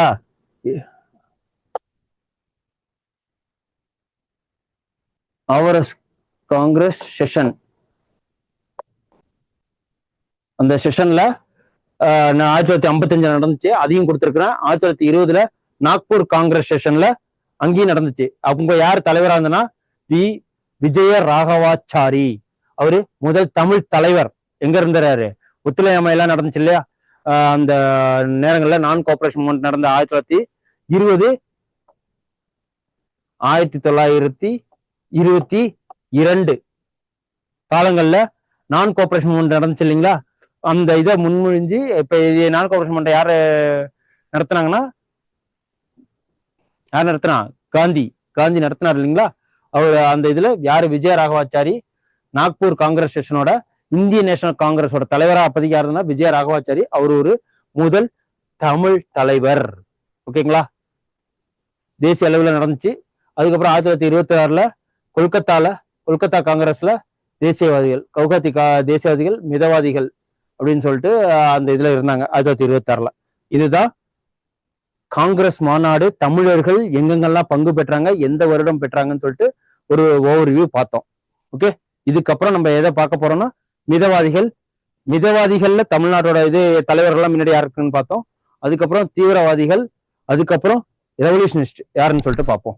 இப்போ மிதவாதிகள் இவங்க தான் தேசியவாத தலைவர்கள். மிதவாதிகள் 1985 95 வரைக்கும் தான் இவங்க மிதவாதிகள் இருந்தாங்க. அதுக்கப்புறம் யார் உருவாக்குனாங்கன்னா இந்தியன் நேஷனல் காங்கிரஸே 3ஆ உருவாயிடுச்சு. தேசிய இயக்கமே என்னென்ன மிதவாதிகள், தீவிரவாதிகள், புரட்சிகரவாதிகள்னு சொல்லிட்டு 3ஆ உருவாயிடுச்சு. தீவிரவாதிகள் 1905 1917 வரைக்கும் இருந்தாங்க. அதுக்கப்புறம் 1917 அப்புறம் எங்க போயிட்டாங்கன்னா பிரிஞ்சுட்டாங்க. அதுக்கப்புறம் காந்தியர் காலம் வந்துருச்சு. அவங்கவுங்க நேட்டிவ் அசோசியேஷன் உருவாக்க ஆரம்பிச்சிட்டாங்க. ஏகப்பட்ட விஷயங்கள் பிரிஞ்சு போயிட்டு தேசிய இயக்கமா இருந்தது அவங்கவுங்க ரிலீஜியன் வைஸ் போயிட்டாங்க. ஓகேங்களா? அதுக்கப்புறம் அப்பறதுக்கு இருந்த ஒரே ஒரு தேசிய இயக்கம்னா இந்தியன் நேஷனல் காங்கிரஸ். அதுல இருந்து பங்கு பெற்றுக்கிட்டு ரிலீஜியன்ஸ்க்கும் போராடிட்டு இருந்தாங்க. மிதவாத தலைவர்கள் அப்போதைக்கு யார் இருந்தாங்க தேசிய அளவுல அப்படின்னு பாத்தீங்கன்னா கோபாலகிருஷ்ண கோகலே, தாதாபாய் நவ்ரோஜி, லாலா லஜபதி ராய். இவங்கெல்லாம் யாரு? தேசிய அளவுல உள்ள மிதவாத தலைவர்கள். தமிழ்நாட்டோட மிதவாதிகள் யாரு அப்படின்னா முன்னாடி ஒரு லிஸ்ட் 7 பேர் கொடுத்த இல்லைங்களா? அவங்கதான் இங்கேயும் வருவாங்க. ஜி சுப்பிரமணிய ஐயர், ஜி.ஏ. நடேசன். இவர் என்ன ஒரு இந்தியன் ரிவ்யூன்னு சொல்லிட்டு ஒரு பத்திரிகை வச்சு நடத்திட்டு இருந்தார். பத்திரிகைங்களோட பவர் என்னன்னு சொல்லிட்டு நம்ம முன்னாடியே பார்த்தோம். பத்திரிகை வச்சு சீனிவாச சாஸ்திரி. இவர் என்னன்னு சொல்லுவாங்க? சீனிவாச சாஸ்திரியா மிதவாதிகளுக்கெல்லாம் மிதவாதி அப்படின்னு சொல்லிட்டு ஒரு பட்டம். இது ஒரு டிஎன்பிஎஸ்சி கொஸ்டின்ஸ். ஓகே, தீவிரவாதிகள். இதுக்கப்புறம் எக்ஸ்ட்ரீமிஸ்ட் இவங்க வந்துடுறாங்க. 1905 1917 வரைக்கும் வ.உ.சி. சிதம்பரனார், சுப்பிரமணிய சிவா, பாரதியார் இவங்கெல்லாம் மிதவாத தீவிரவாதத்துல முக்கியமான தமிழர்களை சேர்ந்தவருங்க. அதாவது தீவிரவாதத்தோட தலைவர் யாரு தமிழ்நாட்டில் அப்படின்னு பார்த்தோன்னா வ.உ.சி. சிதம்பரனார். அவரோட தலைமையில தான் எல்லாமே நடந்துச்சு. ஸோ அப்போ தீவிரவாதிகளை பத்தி பார்ப்போம். 1905 1917 இவங்களோட காலகட்டம். தமிழ்நாட்டோட தலைவர்கள் யார் இருந்தாங்கன்னா வ.உ.சி., பாரதி, சுப்பிரமணிய சிவா. இவர் யாரு அப்படின்னா பால கங்காதர திலகர், லாலா லஜபதி ராய் என்ன தேசிய முக்கிய தீவிரவாத தலைவர்கள். இவங்க லால் பால்னு சொல்லுவாங்க. ஓகே,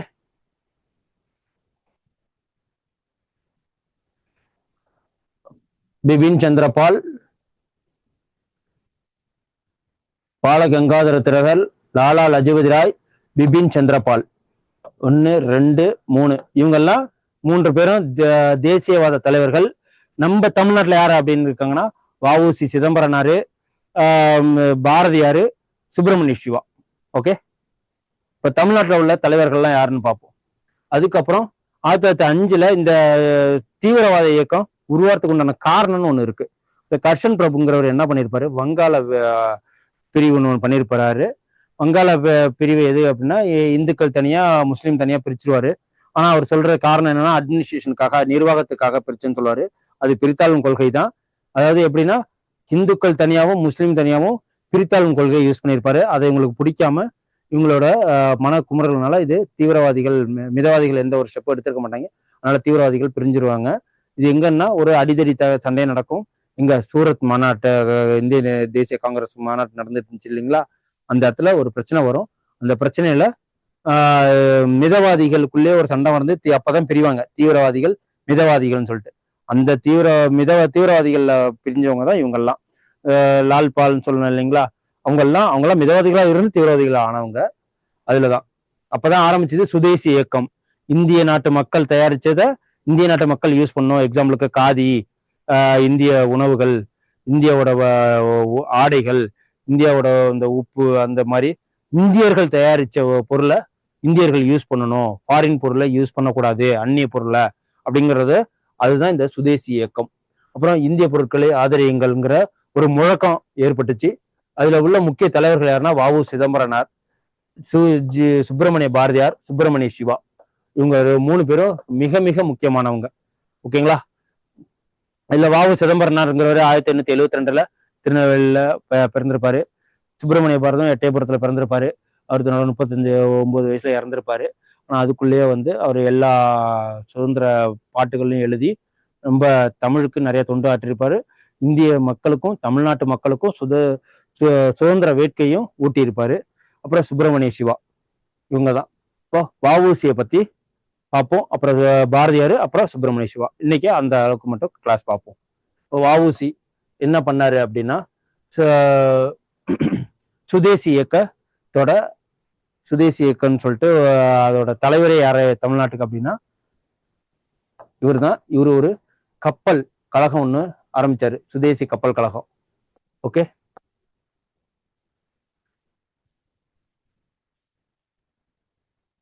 கப்பல் கம்பெனி.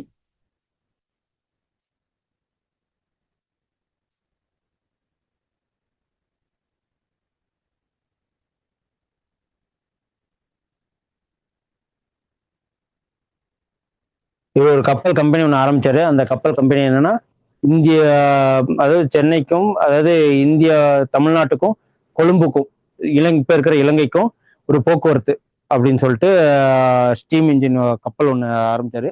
அதுக்கு பேரு கலியோ அண்டு லாவோன்னு சொல்லிட்டு, கலியா அண்டு லாவோ. கலியா, இது வந்து கலியா, இது வந்து கலியா அண்டு லாவோன்னு சொல்லிட்டு, இது வந்து பாரத தாயின் தவப்புதல்வர்னு யார் சொன்னார்னா பாரதியார் சொல்லியிருப்பார். ஓகேங்களா? இது ஒரு சின்ன சின்ன இதெல்லாம் வேண்டும். பாரதியார் என்ன சொல்லியிருப்பாரு, பாரத தாயின் தவ புதல்வர்னு சொல்லிட்டு சொல்லியிருப்பாரு. இவரு வ.உ.சி அதுக்கப்புறம் 1907 சென்னை ஜனசங்கம் சொல்லிட்டு ஒரு பத்திரிகை நிறுவியிருப்பாரு. அப்புறம் 1892 தூத்துக்குடியில பவள ஆலை தொழிலாளர்னு சொல்லிட்டு ஒரு போராட்டம் ஒன்று தொழிற்சாலையில ஒரு போராட்டம் நடக்கும். அதுல தலைமையேற்று சிறை சென்றிருப்பாரு. அப்பதான் வந்து இரட்டை ஆயுள் தண்டனை விதிக்கப்பட்டு அதுக்கப்புறம் குறைக்கப்பட்டு அவரை செக்கிலுக்கெல்லாம் வச்சாங்க இல்லைங்களா, அதுதான். அப்புறம் 1898 நெல்லையில ஒரு கலவரம் நடந்துச்சு. யாரை ரிலீஸ் பண்ணியிருப்பாங்கன்னா லாலா லஜபதி ராயை ரிலீஸ் பண்ணதுக்காக நீங்க என்ன பண்ணியிருப்பாங்க, ஒரு கூட்டம் ஒன்று அமைச்சிருப்பாங்க. அதுல கலவரம் ஆயிப்படும். அதுக்காக இவரையும் ஒரு சுப்பிரமணிய சிவாவையும் அரெஸ்ட் பண்ணியிருப்பாங்க. ஓகேங்களா? இவருக்கு ஃபேமஸ் கோட்ஸ் என்ன இருக்கு அப்படின்னு பார்த்தா, இவர் வந்து செக்கெழுத்த செம்மல்மாங்க, கப்பலோட்டிய தமிழ்னு சொல்லுவாங்க. அதுக்கப்புறம் தென்னாட்டு திலகர்ன்பாங்க. அப்புறம் திலகரின் தொண்டர் அப்படின்னு சொல்லுவாங்க. இதெல்லாம் ரொம்ப முக்கியம். ஓகே, இவர் என்னென்ன பத்திரிகை ஆரம்பிச்சாரு அப்படின்னு சொல்லிட்டு பாத்தீங்கன்னா, விவேக பானு, இந்து நேசன், இந்து நேசன், இந்து நேகன் கிடையாது, நேசன், இந்து நேசன் சொல்லிட்டு 2 பத்திரிகைகள் ஆரம்பிச்சு யாரு வ.உ. சிதம்பரம் நடத்துவாரு. இவர் 2 நூல்கள் எழுதியிருக்கிறாரு. அந்த நூல்கள் என்னன்னா மெய்யறிவு, மெய்ய அறம் அப்படின்னு சொல்லிட்டு 2 நூல்கள் எழுதியிருக்கிறார். இதெல்லாம் நாட்டு மக்களுக்கு சுதந்திரத்தை பத்தி, போராட்டங்களை பத்தி எடுத்து சொல்றதுக்காக. அதுக்கப்புறம் பாரதியார். பாரதியார் என்ன, இவரு பேரு, ரியல் பேரு சுப்பையா ரத்தினம். இவரோட தேசிய கவி. இவர் பத்திரிகைக்கு பங்கு அதிகம். இவரோட பத்திரிகை மூலியமா தான் மக்களுக்கு போய் ரீச் ஆனாரு. இவர் என்னென்ன பத்திரிகை எழுதினா, ஃபர்ஸ்ட் ஆரம்பத்துல சுதேசமித்ரன் அப்படிங்கிற ஒரு பத்திரிகைக்கு உதவி ஆசிரியராக இருந்தாரு. அதுக்கப்புறம் இந்தியா பத்திரிகை ஆசிரியர் ஆனாரு. இவர் சொந்த பத்திரிகை இந்தியா பத்திரிகை.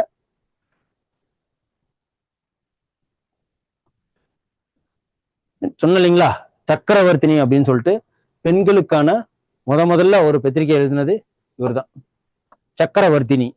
ஓகே, பெண்களுக்கான மாத இதழ், இது ரொம்ப இம்பார்ட்டன்ட்.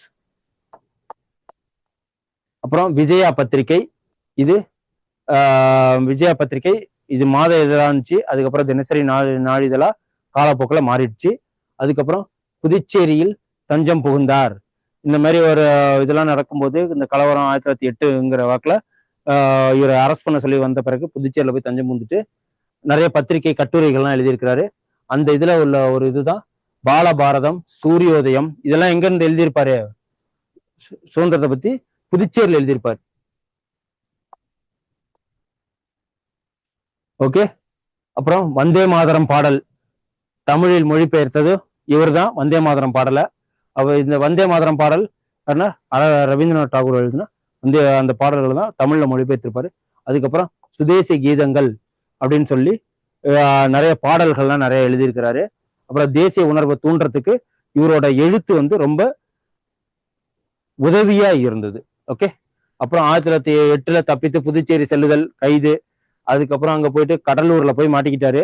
1921 திருவல்லிக்கேணியில இறந்தாரு. எவ்வளவு 39ஆம் வயதுல யானை மிதிச்சு இறந்தாருன்னு சொல்லுவீங்களா, நோய்வாய்ப்பட்டு இறந்தாரு. அதுதான் சொல்லியிருக்கோம். தன்னோட 39 வயசு தான் அவரு உயிரோட இருந்திருக்கிறாரு. அதுக்கப்புறம் 1907 சூரத் மாநாடு, தீவிரவாதிகள் திலகர், மிதவாதி கோகலே, சுப்பிரமணிய சிவா. அதுக்கப்புறம் சுப்பிரமணிய சிவாவை பத்தி பார்ப்போம். பாரதியாரை பத்தி பார்த்துட்டோம். அப்புறம் திண்டுக்கல், இவர் சுப்பிரமணிய சிவாங்கிறவரு திண்டுக்கலை சேர்ந்தவர், வத்தலகுண்டு.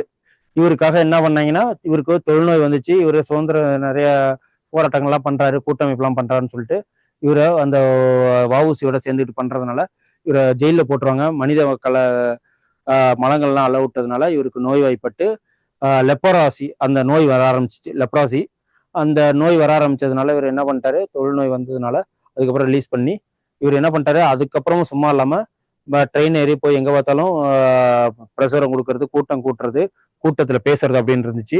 இவர் எந்த டிராவல் பண்ணக்கூடாதுன்னு சொல்லிட்டு இவருக்காக அந்த ட்ரெயின்ல தொழுநோயை வந்து ஏறக்கூடாதுன்னு சொல்லிட்டு ஒரு சட்டம் போட்டாங்க. அதையும் மீறி இவர் நடந்தே போய் பல மாநாடுகளை அட்டன் பண்ணதா செவி வழி செய்தி. ஓகேங்களா. திண்டுக்கல், வத்தலகுண்டு, சிவகாசியில அப்புறம் கோவில் கிளார்க்கா வேலை பார்த்து இருந்திருக்கிறாரு. கோவில் கிளார்க்கா. இவர் வந்து சுதந்திர ஆனந்தா, இவர் பத்திரிகை என்னன்னா திரையில தொழுநோய் பாதிக்கப்பட்டிருந்தாருன்னு சொல்லிட்டு சொன்னோம் இல்லைங்களா, அது இவர் விடுதலை இயக்க போராட்டம் தூண்டிக்கிட்டு இருந்தாருங்கிறதுனால தொழுநோயாளர்கள் தடை சட்டம் அப்படின்னு சொல்லிட்டு போடப்பட்டது 1908.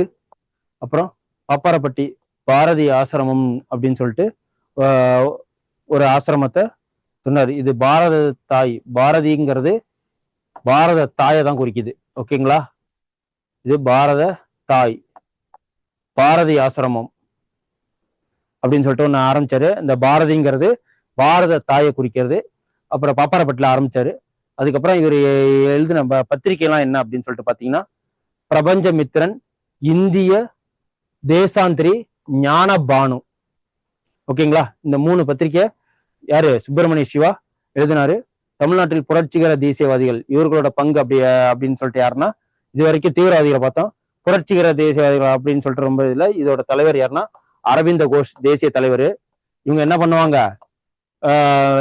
பண்ணுவாங்கன்னா, ஆங்கிலேயர் தலைவர்களை, அதாவது ஆங்கிலேய அதிகாரிகளை சுட்டு வீழ்த்துறது, போலீஸ் ஸ்டேஷனை அடிச்சு உடைக்கிறது, கொளுத்துறது, நகர சபைகளை அடிச்சு உடைக்கிறது, இந்த மாதிரி அரசாங்க பொது சொத்துக்களை சேதப்படுத்துறதுதான் இந்த தமிழ்நாட்டில் உள்ள புரட்சிகர. இதுல எக்ஸாம்பிளுக்கு வாஞ்சிநாதன்கிறவர் என்ன பண்ணியிருப்பாரு, கலெக்டரை இந்த திருநெல்வேலி ரயில்வே ஸ்டேஷன்ல சுட்டு கொண்டிருப்பாரு. அந்த இதை ஒரு விஷயமா சொல்லுவாங்க. இதோட இதுல மீச்சில தான் யார் வருவாங்க அப்படின்னு பாத்தீங்கன்னா, நமக்கு பஞ்சாப் சிங், பகத்சிங், இவங்க எல்லாமே இந்த ரெவல்யூஷனரிஸ்ல தான் வருவாங்க. இவங்க வெடிமருந்து போடுறது, சண்டை போடுறது, இந்த அப்புறம் போலீஸ் ஸ்டேஷன் வருது, ட்ரெயின் அடிச்சு உடைக்கிறது, ட்ரெயினை கொளுத்துறது, ட்ரெயினை கவுக்குறது, அந்த வேலையெல்லாம் இவங்க பார்த்தவங்கன்னா இந்த இந்த புரட்சிகர தேசியவாதிகள். இவங்களுக்கு என்னன்னா, இவங்களுக்கெல்லாம் எது பாருன்னா, இவங்க போய் அடிச்சுட்டு உடைச்சிட்டு எங்க போயிடுவாங்கன்னா, பாண்டிச்சேரிக்கு பாதுகாப்பான புகலிடமா போயிடுவாங்க. இவர்களுக்கு அறிமுகம் பயிற்சியும் லண்டன்ல இருந்த இந்தியா ஹவுஸ், இந்த புரட்சிகர தீவிரவாதி தேசியவாதிகளுக்கு, ரெவல்யூஷனரிஸ்க்கு இவங்களுக்கு எல்லாமே எதை இந்த இயக்கம் எப்படி ஆரம்பிச்சது அப்படின்னு சொல்லிட்டு பார்த்தீங்கன்னா, இந்தியா ஹவுஸ்ன்னு சொல்லிட்டு லண்டன்ல இருந்து ஆரம்பிச்சாங்க. அவங்க ஒரு அமைப்பு வச்சிருந்தாங்க. அதோட அது சேர்ந்து ட்ரைனிங், அதாவது அவங்க ஒரு அமைப்பு வச்சிருப்பாங்க. அதோட வழிகாட்டுதலின் பேர் தான் இங்க பாரத ஞான சபா அப்படின்னு சொல்லிட்டு ஒண்ணு ஆரம்பிச்சிருப்பாங்க. ஓகேங்களா. பாரத ஞான சபா, அதுல உள்ளவங்க தான் இவங்கெல்லாம். சொன்னீங்களா, முக்கிய தலைவர்கள் யாரு, புரட்சிகர தேசியவாதிகளோட முக்கிய தலைவர்கள் யாருன்னா, எம்பிடி ஆச்சாரியா, வி சுப்பிரமணியனார், டிஎஸ்எஸ் ராஜன், இவங்கெல்லாம் தமிழ்நாட்டோட முக்கிய புரட்சிகர தீவிரவாதிகளோட ரெவல்யூஷனிஸ்டோட தமிழ்நாட்டு தலைவர்கள். தேசிய தலைவர் யாருன்னா அரவிந்த் கோஷ். இவங்க என்னென்ன நூல்கள்லாம் புரட்சிகர நூல்களை பாண்டிச்சேரி வழியாக தான் இவங்க வெளியிடுவாங்க. ஏன்னா இவங்க தான் அடிக்கடி அந்த பிரச்சனை பண்ணிட்டு அங்கே போய் ஒளிஞ்சிப்பாங்க இல்லைங்களா. இவங்களோட பத்திரிகையில என்னென்ன அப்படின்னு சொல்லிட்டு பார்த்தீங்கன்னா இந்தியா, விஜயா, சூரியோதயம், அப்புறம் பாரத மாதா சங்கம் அப்படின்னு சொல்லிட்டு 1904 நீலகண்ட பிரம்மச்சாரிங்கிறவர் ஆரம்பிக்கிறாரு. யாருக்காக? தீவிரவாதத்துக்காக. தீவிரவாத புரட்சிகர தீவிரவாதத்துக்காக 1904 பாரத மாதா சங்கம் சொல்லிட்டு நீலகண்ட பிரம்மச்சாரி ஆரம்பிக்கிறாரு. இந்த சங்கத்துல ஒரு அமைப்பா இருந்தவர் தான் யாரு? வாஞ்சிநாதன்கிறவர். ஓகேங்களா. இந்த நீலகண்ட இந்த வாஞ்சிநாதன் இத நோட்டீஸ் பண்ணி வச்சுக்கோங்க, புக்லயே இருக்கு. வாஞ்சிநாதன் ஓகே, புக்லயே இருக்கு. இதுதான் இந்த இது வரைக்கும் உள்ள கிளாஸ்ல நம்ம என்ன பார்த்துருக்கோம் அப்படின்னா, இந்திய தேசிய காங்கிரஸ்ல தமிழ்நாட்டு தலைவர்கள், மிதவாதிகள் யாரு, தீவிரவாதிகள் யாரு, புரட்சிகரவாதிகள் யாரு, அவங்களோட பங்கு என்ன, பத்திரிகையின் மூலயமா அவங்க எப்படி ஆங்கிலேயர்களை எதிர்த்தாங்க, இயக்கத்தின் மூலயமா எப்படி போராடினாங்க, சிறையில எவ்வளவு கஷ்டப்பட்டாங்க அப்படின்னு சொல்லிட்டு அவங்களோட பங்களிப்பை நம்ம பார்த்தோம். இதுக்கப்புறம் நம்ம நெக்ஸ்ட் கிளாஸ்ல என்ன பார்க்க போறோம் அப்படின்னு பாத்தீங்கன்னா, நீதி கட்சி, அதுக்கப்புறம் திராவிட கட்சிகள், அந்த நீதி கட்சி எப்படி மாறுனுச்சு, அப்புறம் சுயராஜ்யத்தை பத்தி, அப்புறம் காந்தி போராட்டம், சத்தியாகிரக போராட்டத்துல தமிழ்நாட்டுல யாரெல்லாம் கலந்துக்கிட்டாங்க, பெண்கள் யாரெல்லாம் கலந்துக்கிட்டாங்கன்னு சொல்லிட்டு நெக்ஸ்ட் அது ஒரு டாபிக்கே இருக்கு, அதை பார்ப்போம். அந்த 1947 வரைக்கும் யாரெல்லாம் இந்த ரவுண்ட் டேபிள் கான்ஃபரன்ஸ்ல கலந்துக்கிட்டது, ஒவ்வொரு கூட்டமைப்புல கலந்துக்கிட்டது, இண்டிவிஜுவல் சத்தியாகிரகத்துல கலந்துக்கிட்டது, சத்தியாகிரகத்துல கலந்துக்கிட்டது, காந்தி போராட்டங்களை கலந்துக்கிட்டது, உப்பு சத்தியாகிரகத்துல கலந்துக்கிட்டது, இதெல்லாம் நெக்ஸ்ட் கிளாஸ்ல தமிழர்கள் எதுல கலந்துக்கிட்டாங்க அப்படின்னு சொல்லிட்டு 1947 வரைக்கும் நெக்ஸ்ட் கிளாஸ்ல பார்ப்போம். Civil disobedience movement, Rowlatt act, அப்புறம் அந்த ஒத்துழைமை இயக்கம்னு சொல்லுவாங்களே அந்த இது அப்படின்னு சொல்லிட்டு ஒவ்வொரு புரட்சிகர செய்தியெல்லாம், அந்த தேசிய இயக்கம்லாம் என்ன சுதந்திரத்துக்காக போராடினதெல்லாம் என்னென்னு சொல்லிட்டு நெக்ஸ்ட் கிளாஸ்ல நம்ம பார்ப்போம். உங்களுக்கு இது புரிஞ்சிருக்கும்னு நான் நம்புறேன். உங்களுக்கு இது ரொம்ப யூஸ்ஃபுல்லா இருக்கும். இதை நீங்க ரிவிஷன் பண்ணுங்க, படிங்க, நோட்ஸ் எடுத்து. ஓகேங்களா. வணக்கம். உங்களுக்கு புரியும்னு நம்புறேன். Thank you. Send a map. You dare to dream, we care to accomplish.